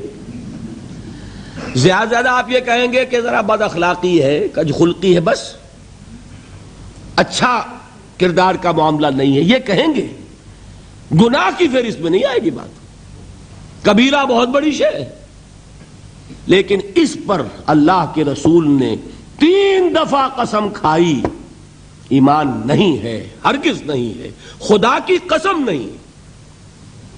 اب بتائیے ایمان اور عمل علیحدہ ہو جائیں گے کیا؟ یہ ہے مسئلہ جو امام بخاری کے سر پہ ہے۔ اور سنیے، فرمایا حضرت انس ابن مالک نے، یہ روایت جو میں نے آپ کو ابھی سنائی ہے یہ کوئی ایسی ویسی روایت نہیں ہے، متفق علیہ ہے، بخاری اور مسلم دونوں میں موجود، اس سے اونچا درجہ روایت کا ہے ہی نہیں۔ راوی کون؟ ابو ہریرہ رضی اللہ تعالی، ان کی والدہ لے کر حاضر ہو گئیں، یہ بچہ حضور آپ کی خدمت میں رہے گا، آپ کی خدمت کرے گا، آپ کے پاس رہے گا، ٹھیک ہے۔ وہ حضور کے خادم خاص ہیں، جیسے ذاتی کوئی ہوتا ہے معاملات میں مدد کرنے والا، خدمت کرنے والا، وہ ہیں انس ابن مالک۔ چونکہ ان کا تعارف ہو گیا ہے رضی اللہ تعالیٰ عنہ، تو ایک بات پہلے اور سنا دوں، جو بچہ اپنے اس بچپن سے لے کر 9 برس کی عمر تھی جب آئے حضور کے پاس، انتقال کے وقت عمر کتنی ہوگی؟ 19 برس، 10 برس حضور کی خدمت میں رہے۔ پہلے تو حضور کے اخلاق کی جو گواہی وہ دے رہا ہے وہ اس کی زبان سے سنیے کہ میں 10 برس حضور کی خدمت میں رہا، کسی بات پر ڈانٹنا تو کجا، حضور نے کبھی مجھ سے یہ بھی نہیں فرمایا کہ اے انس تم نے وہ کام کیوں نہیں کیا۔ یہ ہے ایک آقا کی حیثیت سے محمد الرسول اللہ صلی اللہ علیہ وسلم کا اخلاق۔ اگر نہیں کیا خود کر لیا، کوئی ڈانٹ ڈپٹ نہیں، حالانکہ بچے ہیں، بچوں کو ویسے بھی ڈانٹ ڈپٹ دیا جاتا ہے، لیکن نہیں۔ اب ان صحابی کی ایک گواہی سنیے، قلما خطبنا رسول اللہ صلی اللہ علیہ وسلم الا قال، فرماتے ہیں کہ شاذ ہی کبھی ایسا ہوا ہوگا کہ حضور نے کبھی خطبہ ارشاد فرمایا ہو اور اس میں یہ الفاظ نہ ہو۔ الفاظ سمجھ رہے؟ جب بھی خطبہ دیتے تھے آپ یہ الفاظ ضرور فرماتے تھے، شاذ کبھی رہ جائے تو رہ جائے، قلما خطبنا رسول اللہ صلی اللہ علیہ وسلم الا قال، کیا فرمایا؟ لا ایمان لمن لا امانت لہ ولا دین لمن لا عہد لہ، جس شخص میں امانت داری نہیں اس کا کوئی ایمان نہیں، جس میں ایفائے عہد نہیں اس کا کوئی دین نہیں۔ بنا پھرتا ہو وہ دیندار، بنا پھرتا ہو وہ صاحب ایمان اور امتی حضور کا، امانت داری نہیں تو ایمان نہیں، ایفائے عہد نہیں تو دین نہیں۔ کس کا فرمان ہے؟ کسی آج کے زمانے کے مفتی کی بات نہ سمجھ لیجئے گا کہ جس کو آسانی سے آپ چاہیں تو رد کر دیں، یہ محمد الرسول اللہ صلی اللہ علیہ وسلم کا فرمان ہے۔ اور سنیے پھر ایک متفق علیہ روایت بخاری اور مسلم کی، راوی پھر کون ہے؟ ابو ہریرہ رضی اللہ تعالیٰ عنہ فرماتے حضور نے ارشاد فرمایا، لا یزنی الزانی حین یزنی وہو مومن ولا یسرق السارق حین یسرق وہو مومن ولا یشرب الخمر حین یشرب وہو مومن، کوئی زانی حالت ایمان میں زنا نہیں کرتا۔ کیسے ممکن ہے؟ ایمان ہو اور زنا ہو جائے، پھر وہ ایمان دھیلے کا ہوا؟ کیا قدر و قیمت اس ایمان کی؟ وہ تو اٹھا کر پھینک دینے کی چیز ہے۔ ایمان اور اخلاق پہ اثر انداز نہ ہو، ایمان اور کردار کو نہ بدلے، ایمان اور عمل کو نہ بدلے تو کس مرض کی دوا؟ پھینکو اٹھا کر۔ نہیں ممکن کہ ایمان ہو اور زنا ہو، نہیں ممکن کہ ایمان ہو اور چوری ہو۔ لا یسرق السارق حین یسرق وہو مومن، کوئی چور حالت ایمان میں چوری نہیں کرتا، کوئی شرابی حالت ایمان میں شراب نہیں پیتا۔ ولا یشرب الخمر حین یشرب وہو مومن، کوئی شراب پینے والا وہ مومن نہیں ہوتا جب وہ شراب پی رہا ہوتا ہے، اس وقت اس کے دل سے ایمان نکل جاتا ہے۔ اب دیکھیے یہاں کیا میں نے کل بتایا تھا نا، مغالطے کیا ہو گئے؟ مغالطے یہ ہو گئے کہ اس کو سمجھ لیا قانونی بات، یہ قانونی بات نہیں ہے، وہ قانونی ایمان کی بات نہیں ہو رہی، یہ حقیقی ایمان کی بات ہو رہی۔ قانونی ایمان کی بات ہو تو یہ کافر ہو گیا، پھر کافر نہیں ہے۔ قانونی ایمان کا دار و مدار قول پر ہے، یہ وہ حقیقی ایمان ہے، قلبی یقین والا ایمان، اس کے بارے میں فرمایا جا رہا ہے۔ وہ دل سے نکل جاتا ہے تو گناہ ہو سکتا ہے۔ ایک اور حدیث میں حضور نے اس کو اور واضح کر دیا، جب کوئی شخص گناہ کرتا ہے تو ایمان اس کے دل سے نکل کر اور اس کے سر پر منڈلاتا ہے جیسے پرندہ ہو۔ اگر توبہ کرتا ہے تو واپس لوٹ آتا ہے، توبہ نہیں کرتا تو رخصت ہو جاتا ہے۔ بتائیے کوئی اشتباہ رہ گیا؟ لیکن خدا کے لیے دو انتہاؤں سے اپنے آپ کو بچائیے۔ ایک انتہا یہ کہ اس حدیث کی بنا پر آپ کافر قرار دے دیں۔ یہ غلطی کس سے ہوئی؟ کل بتایا تھا بھائی، کس سے؟ خوارج سے۔ خوارج سے یہی غلطی ہوئی۔ وہ فارسی کا ایک مصرع ہے کہ مردی و نامردی قدم فاصلہ دارد، یہ باریک جیسے بال کا سا فرق ہوتا ہے لیکن زمین و آسمان کے نتیجے نکل آتے ہیں۔ انہوں نے ایسی حدیثوں کی بنا پر یہ فیصلہ کر دیا، پھر اگر ایمان نہیں ہے تو کافر ہے۔ کتنا یہ آسانی سے نتیجہ نکل آیا، ایمان نہیں ہے تو کافر ہے۔ لا ایمان لمن لا امانت لہو، کوئی شخص امانت میں خیانت کرتا ہے تو اس میں ایمان نہیں ہے، ایمان نہیں ہے تو کافر ہے، کافر ہے تو مرتد ہے، مرتد ہے تو واجب القتل ہے۔ کہاں سے کہاں بات پہنچ گئی؟ بہت بڑی غلطی، بہت بڑی گمراہی۔ دوسری طرف ایک ہمارے ہاں اور انداز ہے کہ وہ جنت و دوزخ کے فیصلے اور قیامت کے اور آخرت کے فیصلے بھی قانونی اسلام کی بنیاد پر کرتے ہیں۔ انہیں یہ سمجھ لینا چاہیے یہ قانونی اسلام دنیا میں مفید ہے، آخرت میں وہ یقین والا ایمان ہوگا تو مفید ہوگا۔ یہ چیز ذہن سے نکل گئی، اور برا نہ مانیے یہ اہل سنت کے اکثر عوام کے ذہنوں سے یہ بات نکل گئی۔ وہ یہ سمجھتے ہیں ہمارے پاس سرٹیفکیٹ ہے، ہم مسلمان ہیں، مسلمان ہیں تو صاحب ایمان ہے، صاحب ایمان ہے تو جنت ہم پر واجب اور دوزخ ہم پر حرام۔ یہ آپ کے دل میں لکھا ہوا ہے کہ نہیں؟ جب دل میں یہ لکھا ہوا ہوگا تو پھر کرو گناہ، کیوں نہ کرو؟ کیوں حرام خوری نہ کرو؟ کیوں رشوتیں نہ لو؟ کیوں بددیانتی نہ کرو؟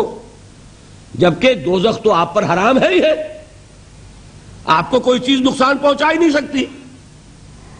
یہ مرجیہ کا عقیدہ تھا، اصل میں یہ دوسری انتہا تھی جو آج اہل سنت کے اکثر لوگوں کے دلوں میں بات بیٹھ گئی، عوام کے اندر، جہلا کے اندر۔ ان دونوں چیزوں سے بچیے۔ تیسری ایک غلطی کی اہل تشیع نے، انہوں نے کیا غلطی کی؟ ایمان اور اسلام کے فیصلے دنیا میں کرنے لگ گئے۔ فلاں مومن تھے، باقی سب مسلم ہی تھے، اور باقی سب منافق ہی تھے۔ یہ فیصلہ کرنے کا کسی کو اختیار نہیں۔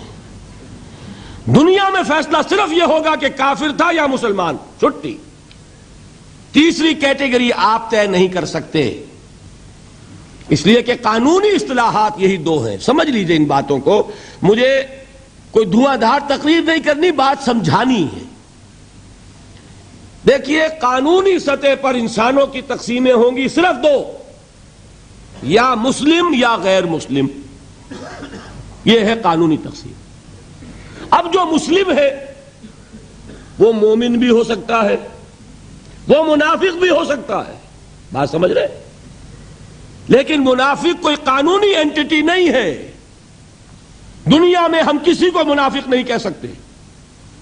ہاں حضور کہہ سکتے تھے، حضور کو اللہ نے علم دیا تھا، لیکن حضور نے بھی ایسی پہرے داری کی ہے کہ کسی ایک شخص کے بارے میں بھی نہیں فرمایا کہ یہ منافق ہے۔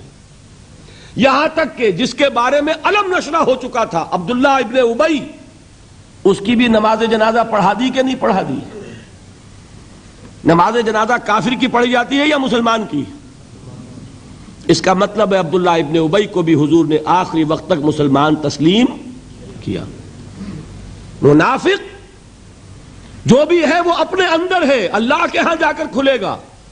For all legal purposes a منافق is a Muslim. بات سمجھ میں آئی؟ اس لیے کہ لیگل اینٹیٹیز دو ہی ہے, کافر اور مسلم. تیسری اینٹیٹی کوئی لیگل نہیں ہے, تیسری کوئی حیثیت قانونی نہیں ہے. اب ایک جو مسلم ہے وہ مومن بھی ہو سکتا ہے, منافق بھی ہو سکتا ہے. اس کا فیصلہ کہاں ہوگا؟ اللہ کے ہاں. ویسے حقیقت نفاق پر مجھے تفصیلی گفتگو کرنی ہے, میں اس کے مثال اور وہاں اس وقت واضح کروں گا. اس وقت ایک بات اور نوٹ کر لیں. دیکھیے, اب یہ جن لوگوں نے کچھ الجبرا پڑھا, جیومیٹری پڑھی, تھوڑی سی بھی ان کی سمجھ میں بات آئے گی. کچھ گراف بنایا کرتے تھے, زیرو درمیان میں اور رائٹ سائڈ پہ +1 +2 +3 +4 اور لیفٹ پر -1 -2 -3 -4. درمیان میں کیا ہے؟ زیرو. یہ تیسری شکل بھی ممکن ہے. +1 کیا ہے؟ ایمان کا پہلا درجہ. +2 کیا ہے؟ ایمان کا دوسرا درجہ. +3 کیا ہوگا؟ ایمان کا اور درجہ. اور ابو بکر کا مقام کیا ہوگا؟ +انفینٹی, انتہائی درجے میں وہ پلس ہوتا چلا جائے گا, تو وہ ابو بکر کا ایمان ہوگا. ٹھیک ہے. اور -1 نفاق کا پہلا درجہ, -2 -3 اور انفینٹی عبداللہ ابن ابی رئیس المنافقین. سمجھ میں آ گیا؟ درمیان میں زیرو بھی تو ہے کہ نہیں؟ یہ تیسری شکل ممکن ہے. جو شخص مسلم ہے وہ نہ مومن ہو نہ منافق ہو, بین بین ہو, یہ بھی ممکن ہے. اوپر سے مسلم, اندر ایمان, مسلم بھی ہو گیا مومن بھی ہو گیا. اوپر سے مسلم, اندر منافق, مسلم بھی ہو گیا منافق بھی ہو گیا. اوپر سے مسلم, اندر نہ نفاق نہ ایمان, اب وہ نرا مسلم ہو گیا. اور سچ پوچھئے تو ہم جو بیٹھے ہیں وہ وہی کچھ ہے, اللہ ماشاء اللہ. منافق نہیں ہے اللہ کے فضل و کرم سے. کوئی ہوگا ہم نہیں جانتے, منافق نہیں ہے. یہ بڑا دھوکہ پڑ جاتا ہے بعض اوقات کہ ہم اپنے جذبات میں آ کر کہہ بیٹھتے ہیں یہ مسلمان منافق ہے. منافق نہیں ہے. ہاں مومن بھی نہیں. ایمان کسی اور شے کا نام ہے. ایمان ہوتا ہے تو سورج کے مانند دمکتا ہے. ایمان ہوتا ہے عمل جو ہے اس کا نکھرتا ہے. ایمان ہوتا ہے تو توکل, راضی برضائے رب, اطاعت رب, اتباع رسول, نیکی بھلائی اخلاق, یہ ہے ایمان. تو ہمارا کیا حال ہے اکثر و بیشتر؟ نہ مومن نہ منافق, بین بین میں ہے. اور یہ آیت جس پر میں گفتگو کر رہا ہوں یہ اصل میں ایسے ہی لوگوں سے متعلق ہے. قالت الاعراب آمنا قل لم تؤمنوا, پلس کا انکار ہو گیا نا, ایمان تو نہیں ہے تمہارے اندر. ولیکن قولوا اسلمنا, درمیان میں آ گئے. ولما يدخل الایمان فی قلوبکم, مزید تاکید ہو گئی ایمان تمہارے دلوں میں داخل نہیں ہوا. لیکن اب آگے چلیے. وَإِن تُطِيعُوا اللَّهَ وَرَسُولَهُ لَا يَلِدْكُم مِّنْ أَعْمَالِكُمْ شَيْئًا, اگر تم اللہ اور اس کے رسول کی اطاعت کرتے رہو گے اللہ تمہارے عمل میں کوئی کمی نہیں کرے گا. اس سے ثابت ہو گیا منافق بھی نہیں, اس لیے کہ منافق کا کوئی عمل قبول نہیں. منافق تو وہ مائنس ویلیو ہے, اس کے ساتھ کوئی نیکی قبول ہو نہیں سکتی. کیا عبداللہ ابن ابی کی نمازیں قبول ہوئیں؟ اگرچہ وہ نماز حضور کی امامت میں ادا کی جا رہی ہے, لیکن کیا اس کی نماز قبول ہو سکتی تھی؟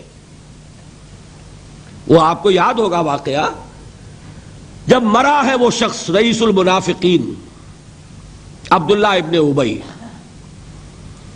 اس کے بیٹے ہیں عبداللہ ابن ابی, وہ مومن صادق, نوجوان نہایت صالح. اب ایک سعادت مند بیٹے کو تو باپ سے محبت ہوگی کہ نہیں ہوگی؟ وہ بیٹا حاضر ہوتا ہے حضور کی خدمت میں, حضور میرے والد کا انتقال ہو گیا, آپ اپنا کرتا عنایت فرما دیجئے تاکہ میں اس کو کفن دوں. حضور نے سوچا اور کرتا اتار کے دے دی. حضرت عمر کھڑے ہو گئے. وہ تو تھے نا، ان کا جلال اور ضبط نہیں کر سکتے تھے. ان کا وہ انداز تھا جو حضرت موسیٰ کا تھا. حضرت خضر کو 3 دفعہ ٹوکا کہ نہیں، یہ کیا کیا تم نے؟ بغیر کسی جرم کے اس بچے کو ختم کر دیا. یہ کیا کیا تم نے؟ کشتی کو تم نے توڑ دیا، مارو گے ان کو جو اس کے اندر سوار ہیں. یہ کیا کیا؟ یہ دیوار سیدھی کر دی. یہ بدبخت انہوں نے ہمیں کھانے کو بھی نہیں دیا اور ان کی دیوار سیدھی کر رہے ہیں. تو حضرت موسیٰ علیہ السلام خاموش نہیں رہ سکتے تھے. انک لن تستطیع معی صبرا. یہی معاملہ حضرت عمر فاروق کا تھا. کھڑے ہو گئے. حضور کیا کر رہے ہیں؟ اس دشمن خدا کو آپ اپنا کرتا دے رہے ہیں. اس نے یہ کیا، اس نے یہ کیا، اس نے یہ کیا. حضور مسکرا کر فرماتے ہیں عمر میرا کرتا اسے اللہ کے عذاب سے نہیں بچا سکے گا. کبھی سنا آپ نے؟ لیکن ایک ہے مروت، ایک ہے شرافت. اس نیک اور صالح نوجوان نے آ کر مجھ سے ایک بات کہی، مجھ سے سوال کیا نا، کیا میری شرافت اور مروت اسے گوارا کر سکتی ہے کہ اس کا ہاتھ میں خالی لوٹا دوں؟ لیکن یہ نہیں کہ میرا کرتا اسے عذاب سے بچا لے گا. لیس للانسان الا ما سعى وان سعيه سوف يرى. نہیں ہے انسان کے لیے مگر وہی کچھ جس کے لیے اس نے محنت کی، بھاگ دوڑ کی. جو کمائی کی ہے وہی ملے گا، اور جو کمائی ہے وہ ضائع نہیں کی جائے گی، وہ دکھا دی جائے گی. یہ ہے تمہاری کمائی. تو انسان کا معاملہ تو عمل سے ہے نا. اور میں یہ بھی بتا دوں، لطیف باتیں ہیں یہ کرتا حضور نے دیا کیوں؟ ایک تو آپ کی شرافت اور مروت. اسی شرافت اور مروت کا ایک اور پہلو یہ تھا، حضور اس شخص کا ایک احسان اپنے اوپر سمجھتے تھے. غزوہ بدر میں حضرت عباس حضور کے چچا کفار کی طرف سے آئے تھے، ایمان نہیں لائے تھے اس وقت تک، اور وہ اسیران بدر میں تھے. بدر کی جنگ کے بعد جو قیدی تھے ان میں عباس بھی ہیں رضی اللہ تعالی عنہ. ان کو پاس کرتا نہیں تھا، کرتے کی ضرورت پیش آئی. وہ طویل القامت انسان تھے. عبداللہ ابن ابی نے اس وقت کرتا دیا تھا عباس کو. اس کو محمد الرسول اللہ اپنے اوپر ایک احسان سمجھتے تھے کہ میرے چچا کو اس شخص نے ایک وقت میں کرتا دیا تھا. آج در حقیقت محمد الرسول اللہ صلی اللہ علیہ وسلم نے اپنے اس احسان کا بدلہ چکایا ہے. بہرحال بات جو ہو رہی تھی اس کو سمجھیے. منافق اندر جو کچھ ہے وہ ہے اور اللہ جانتا ہے. اللہ کا رسول جانتا تھا لیکن اس نے اس کو چھپایا اور تاکید کر دی. جس کو بتایا بھی ایک صاحب حضرت حذیفہ ابن یمان. کچھ منافقوں کے نام بتا دیے تھے آپ نے. یہ میں واقعہ آپ کو پورا سناؤں گا جبکہ نفاق پر گفتگو ہوگی. لیکن ساتھ ہی کہہ دیا تھا دیکھنا کسی کو بتانا نہیں، یہ میرا راز ہے تمہارے پاس. اب لوگ ان سے پوچھتے بھی تھے، وہ بتاتے نہیں تھے. ان کا نام پڑ گیا صاحب سر النبی. یہ نبی کے رازدان ہیں، ان کے پاس نبی کا ایک راز ہے، وہ راز ہی رہا. میں بتاؤں گا کہ کس نے پوچھا تھا، وہ تب نفاق کی حقیقت سمجھ میں آئے گی. بہرحال یہ بات سمجھ لیں، قانوناً ایک شخص مسلمان ہے، حقیقت کے اعتبار سے اس کی 3 شکلیں ہو سکتی ہیں. یا مثبت طور پر مومن اور ایمان کے درجات بے شمار ہوں گے، +1 سے لے کر +انفینٹی تک. یا منفی طور پر منافق، -1 سے لے کر اور -انفینٹی تک. اور درمیان میں ایک 0 کا مقام بھی ہے، نہ منافق نہ مومن، بس وہ مسلمان ہے. وہ ہے جس کو فرمایا گیا ان تطیعوا اللہ ورسولہ. دیکھو ایمان تو تمہارے دلوں میں نہیں ہے، لیکن اگر تم اطاعت کرتے رہو گے اللہ کی اور اس کے رسول کی، اس حالت میں لا یلدکم من اعمالکم شیئا، اللہ تمہارے اعمال میں کوئی کمی نہیں کرے گا، اس کے اجر و ثواب سے تمہیں محروم نہیں رکھے گا. دیکھیے بات سمجھ لیں، بظاہر ہماری منطق کے خلاف بات جا رہی ہے. ایمان کے بغیر عمل قبول ہونا چاہیے؟ بڑی آسانی سے آپ کہہ دیں گے نہیں ہونا چاہیے، لیکن آپ سوچ لیجئے سب سے زیادہ خطرہ پھر ہم ہی کو ہوگا.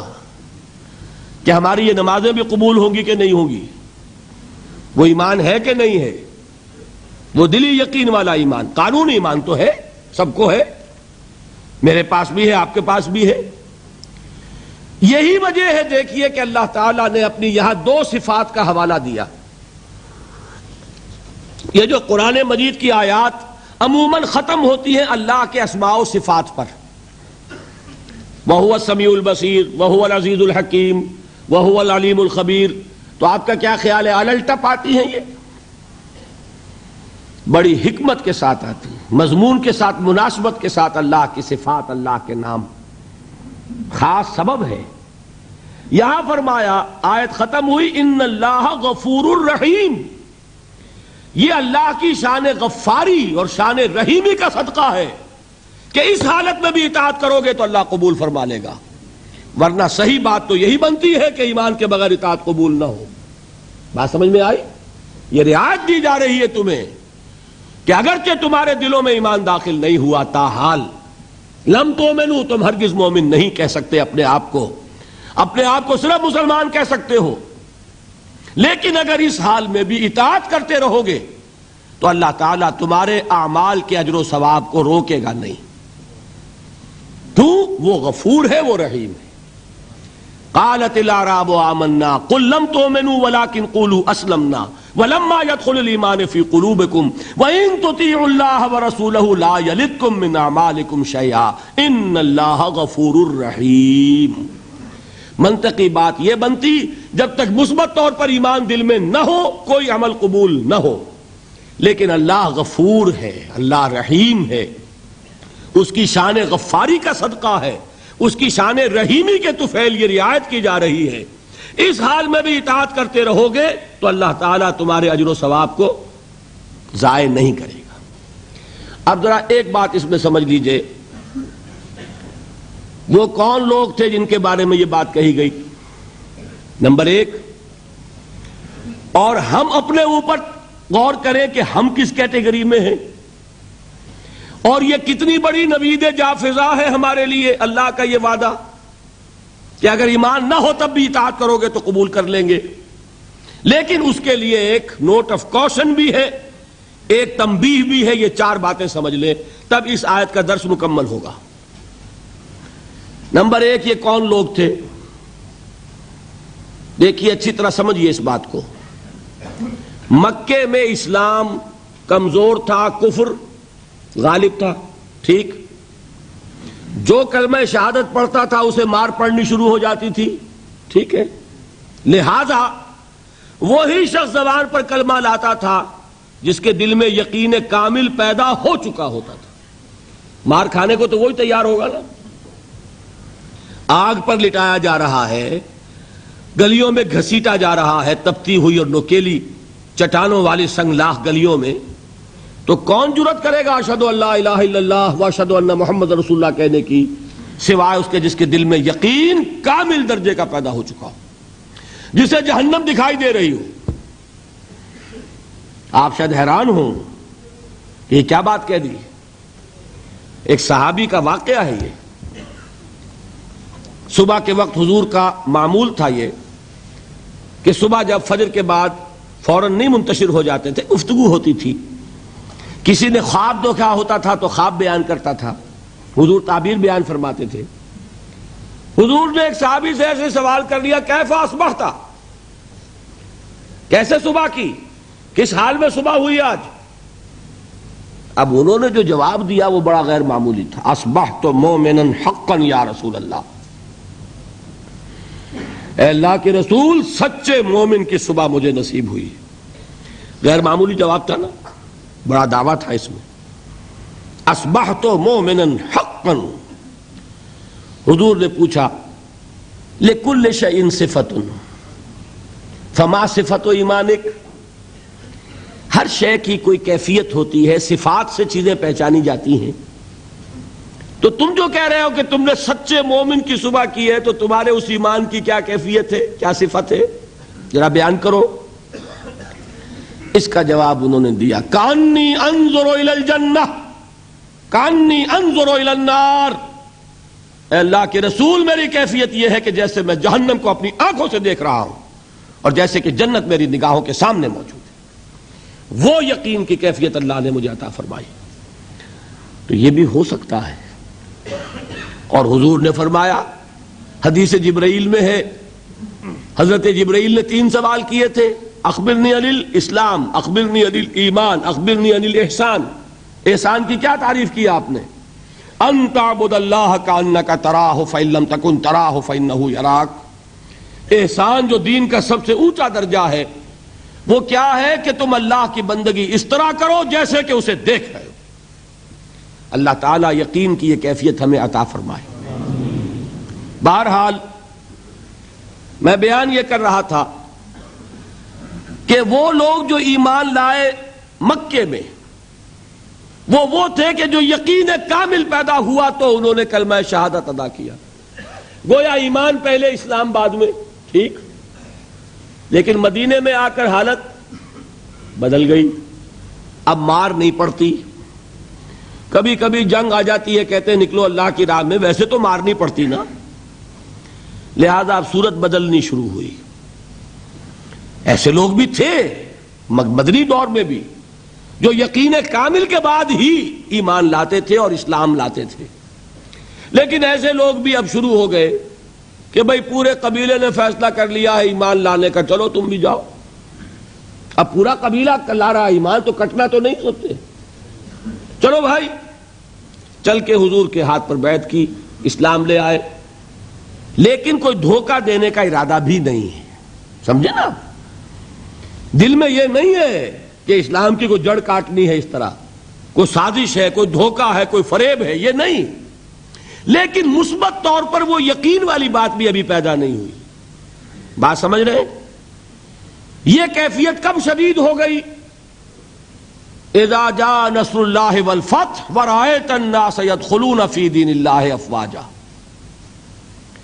جب فتح حاصل ہو گئی، اللہ کی مدد آ گئی اور فوج در فوج لوگ ایمان میں داخل ہو رہے ہیں، اس وقت جو رو چلی ہے، اس رو میں اکثر لوگ کون تھے؟ دھوکہ نہیں تھا، لہذا منافق بھی نہیں، لیکن مثبت طور پر وہ یقین والی بات بھی نہیں. وہ تھے لوگ قالت الاعراب آمنا قل لم تؤمنوا ولکن قولوا اسلمنا. یہ بدو دعویٰ کر رہے ہیں ہم ایمان لے آئے. اے نبی ان سے کہہ دیجئے تم ایمان ہرگز نہیں لائے ہو، یوں کہو ہم اسلام لے آئے ہیں. ولما يدخل الایمان فی قلوبکم، اور ایمان ابھی تمہارے دلوں میں داخل نہیں ہوا.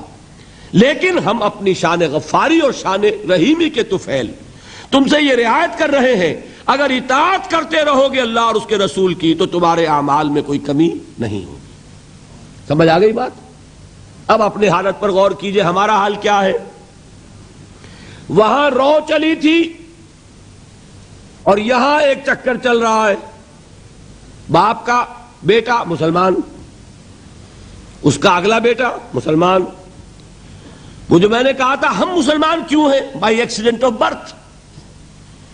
ہم سوچ کر ایمان لائیں کیا؟ ہم نے خود غور و فکر کے بعد ایمان قبول کیا ہے.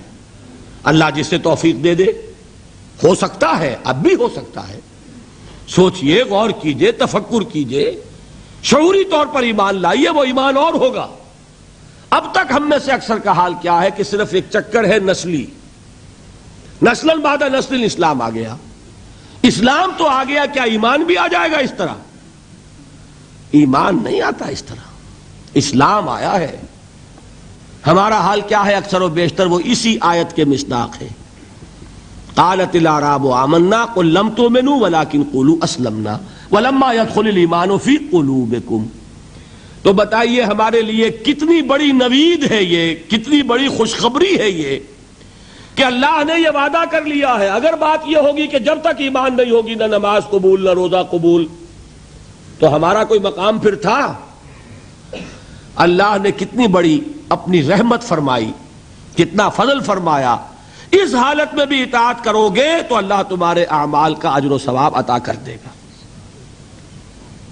اب چوتھی چیز، نوٹ آف کوشن، یہ اطاعت ہونی چاہیے کلی اطاعت، جزوی نہیں. جزوی اطاعت نہیں. اللہ کے 10 احکام ہیں، 5 آپ نے مان لیے، 5 آپ نے ٹھوکر مار دیے. کیا کہیں گے اسے؟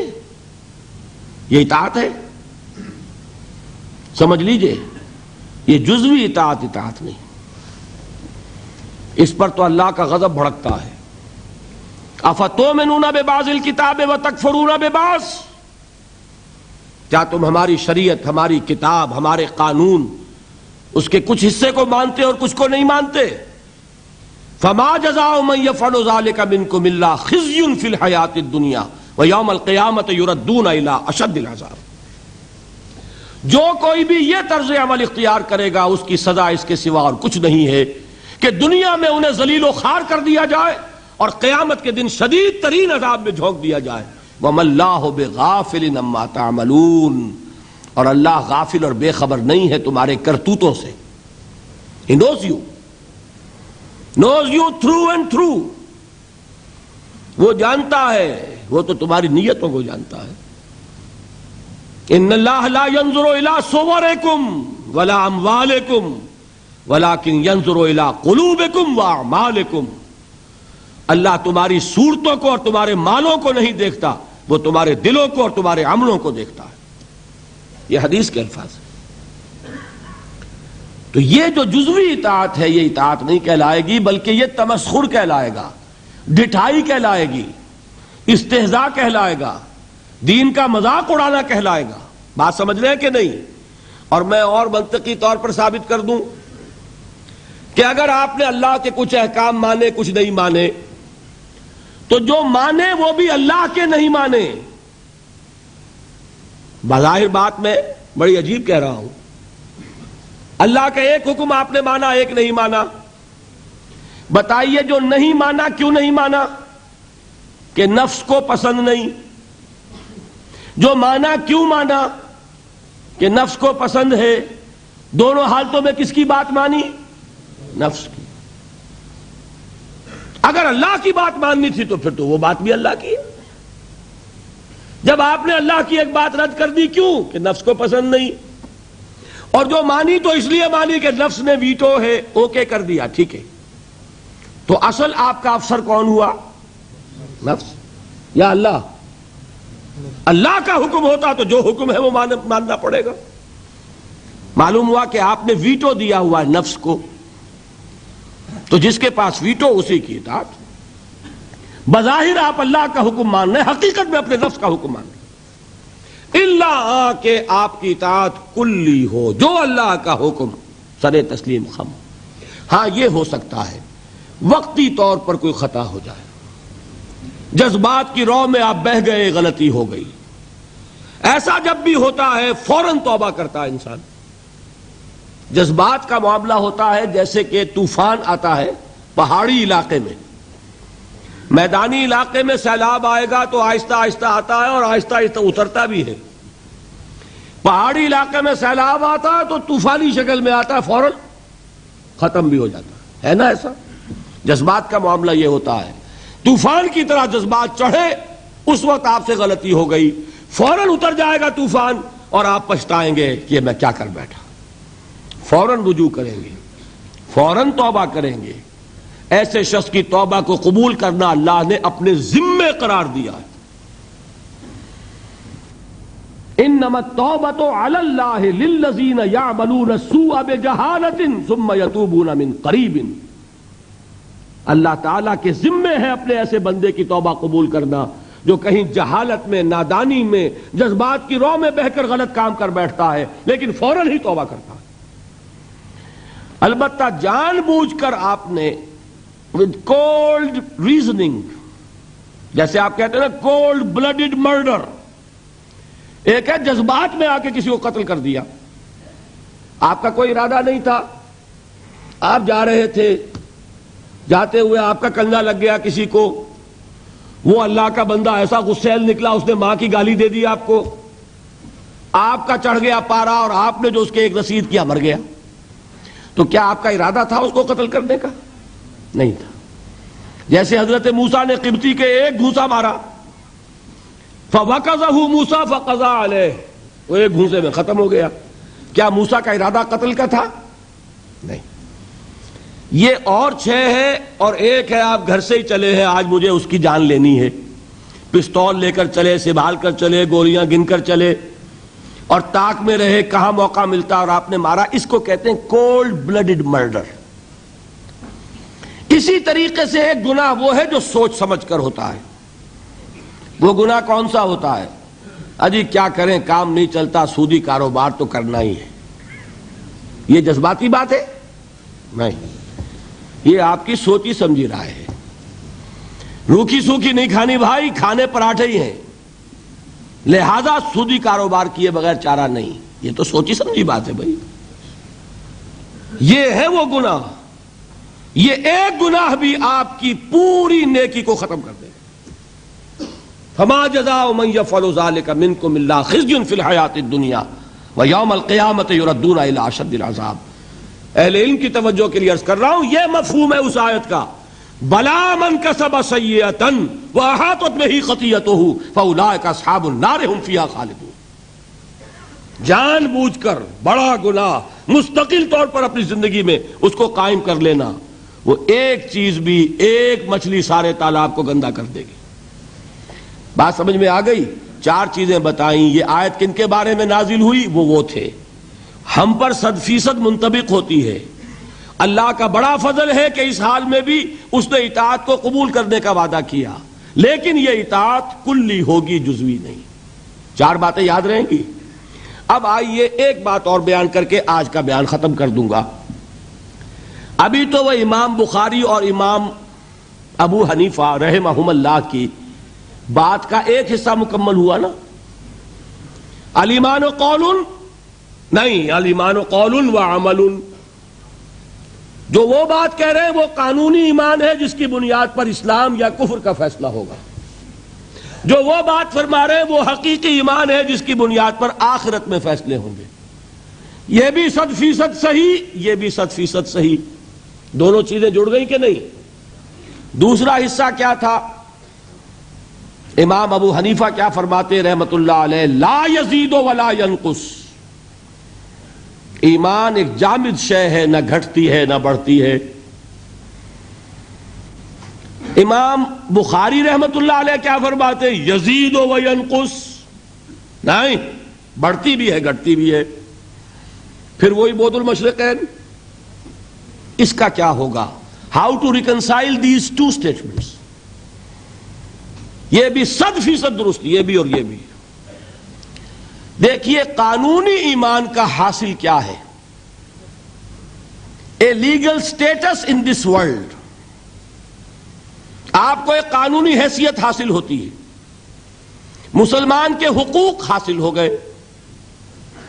آپ اسلامی ریاست میں ووٹ کا حق رکھتے ہیں, اسلامی ریاست کے صدر بھی بن سکتے ہیں. لکھا ہوتا ہے نا کہ یہاں صدر صرف مسلمان ہو سکتا ہے. تو قانونی بات ہو گئی نا, دستوری قانونی. آپ مسلمان عورت سے نکاح کر سکتے ہیں, مسلمان عورت سے نکاح صرف مسلمان کا ہو سکتا ہے. مسلمان مرد نکاح کر سکتا ہے اہل کتاب خاتون سے بھی, لیکن مسلمان عورت کا نکاح ہو سکتا ہے اہل کتاب سے نہیں. تو قانونی بات ہے کہ نہیں؟ یہی وجہ ہے کہ ہمارے نکاح خواہ جو ہیں وہ اپنی جان بچانے کے لیے کلمے پڑھوا لیتے ہیں. اللہ کے ہاں جا کے مجھے جواب دینا ہوگا کہ کہیں کسی غیر مسلم کا نکاح تو نہیں پڑھا دیا کسی مسلمان عورت سے. لو بھائی یہیں کلمے پڑھ لو. اپنے سامنے کلمے پڑھوا کے نکاح پڑھاتے ہیں. یہ وہ احتیاط ہے, اس لیے کرتے ہیں, اس لیے کہ یہ معاملہ قانونی ہے. قانونی بات ہے کہ مسلمان باپ کی وراثت صرف مسلمان بیٹے کو ملے گی. اگر بیٹا کافر ہو گیا تو وراثت نہیں ملے گی. یہ ساری چیزیں قانونی ہے نا. قانونی اسٹیٹس جو ہے وہ جامد ہے, نہ گھٹتا ہے نہ بڑھتا ہے. سمجھ رہے؟ کوئی شخص زیادہ متقی ہو جائے تو زیادہ حق ہو جائے گا اس کا. کوئی کم متقی ہو, فاسق و فاجر ہو تو اس کے حقوق گھٹ جائیں گے. آپ یہ کہیں صاحب جو 5 نمازیں پڑھتا اس کو 5 ووٹ دینے کا حق حاصل ہے, جو 1 نماز پڑھتا وہ 1 ووٹ دے سکتا, کر سکے؟ جو تہجد پڑھے اس کے 10 ووٹ. پھر تو یہ ہونا چاہیے. قانونی سٹیٹس برابر ہے، جامد ہے، نہ گھٹے گا نہ بڑھے گا. دیکھیے میں یہاں پہ آخری بات سمجھایا کرتا ہوں. اگر بالفرض ابو بکر صدیق سید المومنین اور عبداللہ ابن ابی رئیس منافقین، ایک پلس انفینٹی ایک مائنس انفینٹی، اگر یہ ایک باپ کے بیٹے ہوتے تو وراثت میں برابر حصہ ملتا ہے یا کم و بیش؟ کم و بیش برابر. ہاں تکفیر ہو جائے گی تو 0 ہو جائے گا. جب تک اس کو آپ نے مسلمان ایکسپٹ کیا ہے اس کا حق برابر ہے. فاسق ہو، فاجر ہو، متقی ہو، پرہیزگار ہو، قانون کے درجے میں برابر ہے. صحیح ہے بات کہ نہیں؟ یہ بات ہے جو امام ابو حنیفہ کہہ رہے ہیں. اب بات کھلی وہ جو میں کہہ رہا ہوں، لیگل سینس جس سے اس شے کا نام ہے، اگر کوئی شے وہ ہے تو واقعہ یہ کہ اس کی معراج پر ہے امام ابو حنیفہ، چوٹی پر ہے. اور مجھے ان حضرات کی بات میں کہ ماننے میں کوئی باک نہیں ہے جو امام ابو حنیفہ کو ٹھہراتے ہیں مصداق حضور کے اس قول کا صلی اللہ علیہ وسلم. قول کیا ہے؟ جب سورہ جمعہ کی آیت اتری کہ محمد کی بعثت ہوئی ہے 2 قسم کے لوگوں کی طرف صلی اللہ علیہ وسلم. پہلے کون؟ بعث فی الامیین، اور دوسرے کون؟ وآخرین منہم لما یلحقوا بہم. ایک امیین ایک آخرین. کسی نے سوال کیا حضور یہ آخرین کون ہیں جن کی طرف آپ کی بعثت ہوئی؟ بیٹھے ہوئے تھے وہاں سلمان فارسی رضی اللہ تعالی عنہ. حضور نے اشارہ کر دیا اس کی قوم. حکمت اگر ثریا پر بھی ہوگی تو اس کی قوم کا ایک فرد لے آئے گا. ایک فرد یا کوئی فرد، دونوں ترجمے ہو سکیں گے. اگر حکمت، وزڈم، دانائی، تفقہ ثریا پر بھی ہوگی تو اس کی قوم کا ایک شخص یا کوئی شخص لے آئے گا.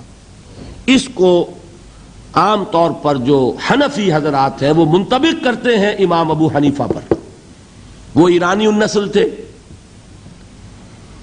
حضرت سلمان فارسی کے مانند، عرب نہیں تھے.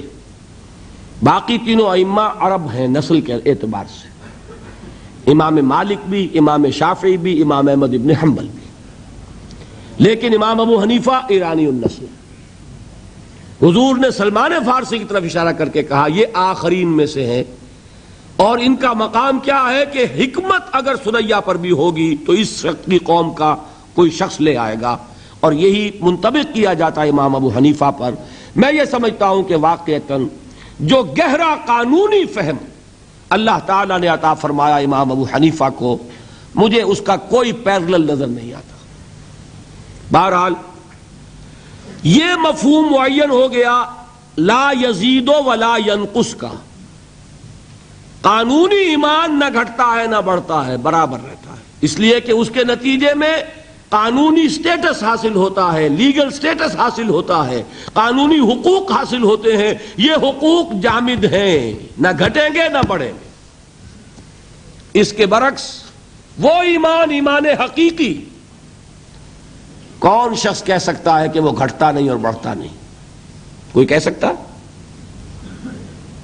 قرآن کہہ رہا ہو زادتہم ایمانا و تسلیما وما زادہم الا ایمانا و تسلیما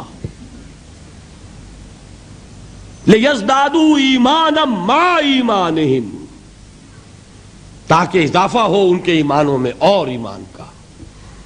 غزوہ احزاب میں جو لوگ ثابت قدم رہے وما زادتہم الا ایمانا و تسلیما، ان کے اس صبر نے، ثبات نے، استقلال نے ان کے ایمان اور ان کی تسلیم و رضا کی کیفیت میں اضافہ کر دیا.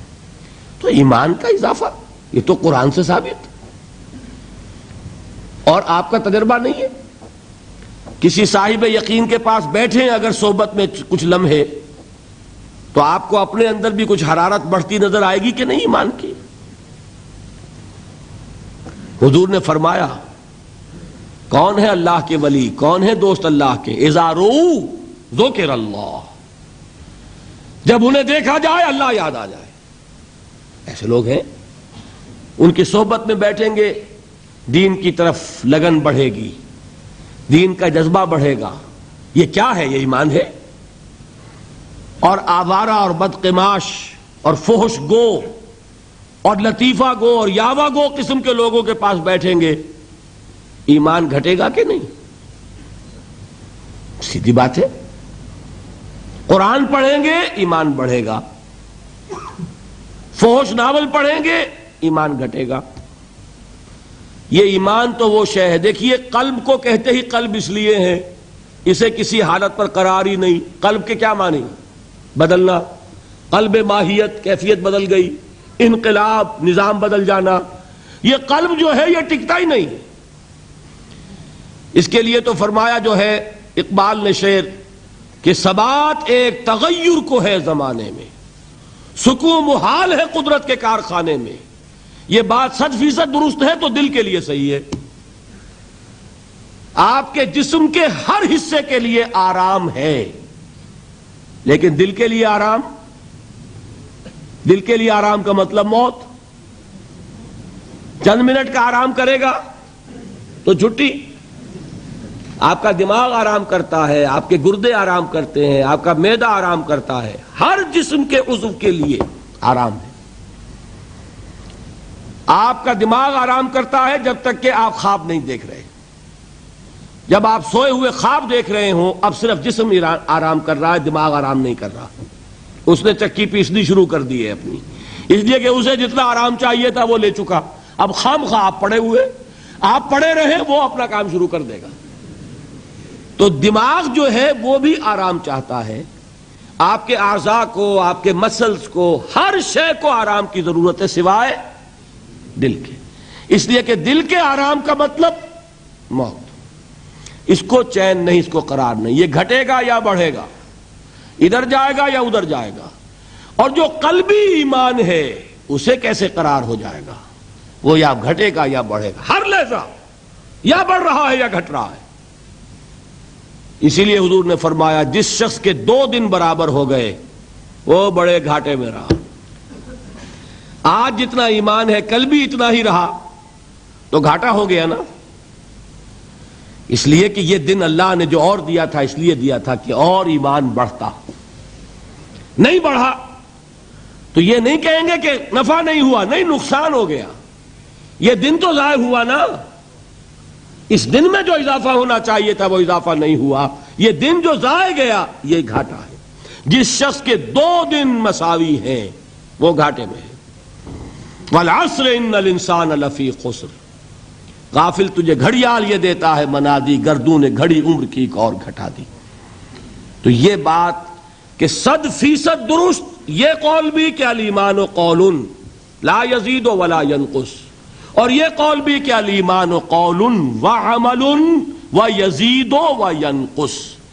یہ معاملہ قانونی ایمان کا جس کی بنیاد پر دنیا میں کسی کو مسلمان مانا جائے گا، یہ معاملہ حقیقی ایمان کا جس کی بنیاد پر وہاں فیصلے ہوں گے. اس معاملے میں اس سطح پر ایمان اور عمل صالح یوں جڑ جاتے ہیں. یہ ایک وحدت جس کو آپ کہتے ہیں آرگینک ہول، حیاتیاتی وحدت، جس کے حصے بکھرے نہیں ہو سکتے. ایمان اور عمل صالح یوں ہے. یہی وجہ ہے قرآن میں ایک جگہ مجھے بتا دیجئے کہ جہاں ایمان، مجرد ایمان کا ذکر آیا ہو، عمل صالح کا نہ ہو. والتین والزیتون وطور سینین وہذا البلد الامین لقد خلقنا الانسان فی احسن تقویم الا الذین آمنوا وعملوا الصالحات والعصر ان الانسان لفی خسر الا الذین آمنوا وعملوا الصالحات وتواصوا بالحق وتواصوا بالصبر. ایک نقطہ اور بیان کر دوں. دیکھیے یہ جو سورۃ العصر اور سورۃ التین کا تقابل میں نے کیا تھا، ایک پر انذار ایک پر تبشیر کا رنگ غالب بتایا تھا نا. اب یہاں یہ بات سمجھ لیجئے، تواصی بالحق بھی ایک عمل ہے. حق کی وصیت کرنا، دعوت دینا، تبلیغ کرنا عمل ہے کہ نہیں؟ تواصی بالصبر بھی ایک عمل ہے. لہذا قرآن جب کہتا ہے وَعَمِلُوا الصَّالِحَاتِ یہ ساری چیزیں اس میں شامل ہیں. صرف یہ کہ سورۃ العصر میں جو اندر اس کے مضمرات تھے انہیں اور کھول کر بیان کر دیا. وہاں عمل کے 3 خانے ہو گئے. عمل صالح خود تواصی بالحق اس کا ایک لازمی نتیجہ، تواصی بالصبر اس کا ایک دوسرا لازمی نتیجہ.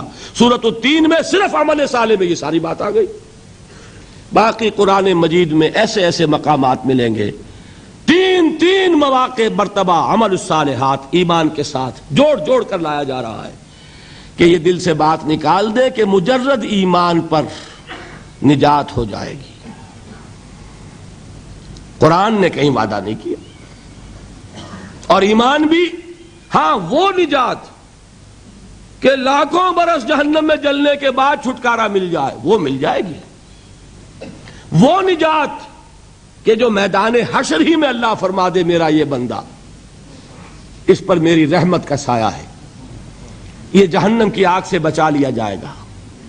فمن زحزح عن النار وادخل الجنہ فقد فاز. وہ اس کامیابی کی بات کر رہا ہوں، اس نجات کی بات کر رہا ہوں. وہ نجات صرف ایمان سے نہیں ہے، وہ عمل صالح کے ساتھ ہے. اس کی شرط لازم ہے، لازم و ملزوم ہے، اس کو جدا نہیں کر سکتے، جس کے لیے میں نے آج احادیث بھی بیان کر دیں. میرا جی چاہتا تھا اس عمل صالح کے جو مختلف گوشے ہیں ان کی بھی تھوڑی سی سیر آج آپ کو کراؤں، لیکن میں آج اسی پر اکتفا کر رہا ہوں. انشاءاللہ پھر یہ سلسلہ چل رہا ہے، یہ مضامین دوبارہ بھی انشاءاللہ موقع ملے گا کہ میں جو کمی رہ رہی ہے اس کی میں تلافی کر دوں گا. آج آپ کے علم میں ہوگا کہ میں دبئی گیا اور وہاں سے واپس آیا اور وہاں بھی میں نے کوئی 1.5 گھنٹے سے زائد کی تقریر کی ہے. آواز پر بھی اس کا اثر ہے. میں ذرا محتاط ہو کے چل رہا ہوں تاکہ ابھی غالباً 5 دن رہتے ہیں، اور تو اس میں ایسا نہ ہو کہ کہیں مجھے مجبور ہو کر بیچ میں بات چھوڑ دینی پڑے. اگر ہر موضوع میں کوئی کسر رہ جائے کوئی پرواہ نہیں، لیکن بات جو ہے تمام موضوعات کی مکمل ہو جائے، یہ میری پوری کوشش ہوگی. تو آپ بھی دعا کریں اللہ تعالیٰ مجھے توفیق دے. اور واقعہ یہ ہے میں آپ حضرات کے سامنے اپنا یہ تاثر بیان کیے بغیر نہیں رہ سکتا. میرا آج یہ خیال تھا کہ حاضری کم ہوگی، اس لیے کہ دل بھر بھی جاتا ہے، سن لی باتیں بہت. بزم میں اہل نظر بھی ہیں، تماشائی بھی. وہ اہل نظر کا تو میں سمجھتا ہوں کہ ذوق بڑھے گا، تماشائیوں کا تو گھٹتا ہے. آخر بہت سن لیا اور کیا سننا ہے. پھر یہ بھی خیال تھا کہ کل تو جمعرات کی وہ تھی اور جمعہ کی شب تھی، جمعہ آنے والا تھا، چھٹی کا دن تھا. کل تو آپ کا ورکنگ ڈے ہے، آپ کو کام کرنا ہے. اس کے باوجود میں نے جو آپ کے ذوق و شوق کا عالم دیکھا ہے میں اسے ایک مبارک فعل سمجھتا ہوں، نیک فعل ہے. یہ علامت ہے ہوا کے رخ کی. ہوا کا رخ جو ہے وہ آپ کو معلوم ہے، تھوڑی سی مٹی آپ لے کر، ریت لے کر اس کو ذرا چھوڑتے ہیں، پتہ چل جاتا ہوا ادھر چل رہی ہے یا ادھر. وہ معمولی جو ہے ایک چٹکی خاک کی بتاتی ہے کہ ہوا کا رخ کیا ہے. یہ چیز جو ہے یہ بھی ہمارے لیے ایک امید افزا بات ہے. کوئی کہانیاں نہیں ہیں، کوئی قصے نہیں ہیں، کوئی لوگوں کو گالیاں نہیں دی جا رہی، کوئی فرقے وارانہ بات نہیں ہو رہی، جمع کرنے کی کوشش ہو رہی ہے. امام ابو حنیفہ، امام بخاری، اگر ان کی باتوں میں کوئی اختلاف نظر آ رہا ہے تو کہاں جڑتی ہیں جا کر، یہ بات بتائی جا رہی ہے. دلچسپی ہوتی ہے اختلافی معاملات سے. نور و بشر کا جھگڑا ہو، وہ نور والے بھی آ جائیں گے، بشر والے بھی آ جائیں گے. ظاہر بات ہے کہ وہ تو جھگڑے والی بات ہے. یہاں کوئی بات ایسی نہیں. اگر اس میں بھی آپ کی یہ دلچسپی ہے تو میں سمجھتا ہوں کہ یہ ایک نیک فعل ہے، اچھی امید افزا صورت ہے. اللہ تعالی ہمارے اس شوق اور ذوق کو برقرار رکھے، اور اللہ تعالی مجھے ہمت دیے رکھے کہ جس خدمت کا ارادہ لے کر یہاں آیا ہوں میں اسے پایہ تکمیل تک پہنچا سکوں. اقول قولی ھذا واستغفر اللہ لی ولکم ولسائر المسلمین والمسلمات. اظہار حیدر صاحب آپ کے یہاں کی ایک جانی پہچانی شخصیت ہیں. پچھلے 3 دن وہ آتے بھی رہے ہیں، پہلے ہی رو میں ہوتے تھے. اس نیشنل سینٹر سے ان کا، پاکستان سینٹر سے ان کا تعلق بہت گہرا رہا ہے. وہ کہیں آج بیمار پڑ گئے ہیں اور غالباً کوئی ہارٹ اٹیک کا مسئلہ ہے. ان کے لیے ذرا آپ لوگ دعا کیجئے. اللہم اشف لہ ورحمہ، اللہم اشف لہ ورحمہ، اللہم اشف لہ ورحمہ. یا شافی الامراض لا شفاء الا شفاؤک فاشف لہ. آمین یا رب العالمین۔ آپ جیسا کہ پہلے 3 دنوں تک اتنی خاموشی سے بیٹھے رہے ہیں، آپ کو بتا دیجیے کہ پھر چند نماز کے لیے بیٹھے ذرا۔ جیسا کہ ہم نے آج سے 3 دن قبل اعلان کیا کہ سوال جواب کے متعلق سوال جواب کا سیشن ہوگا انشاءاللہ تعالیٰ، وہ جمعرات ہوگا۔ اول تو ایسی باتیں جو کہ ابھی آپ کے ذہن میں کچھ ابھر رہی ہیں، اس کا اللہ کے فضل سے ڈاکٹر صاحب اس کو جو ہے ایکسپلین کر رہے ہیں، اور انشاءاللہ تعالیٰ وہ چیز باقی نہیں رہے گی۔ لیکن پھر بھی اگر آپ کو کسی قسم کی کوئی بھی سوال کی ضرورت محسوس کرتے ہو آپ، تو انشاءاللہ تعالیٰ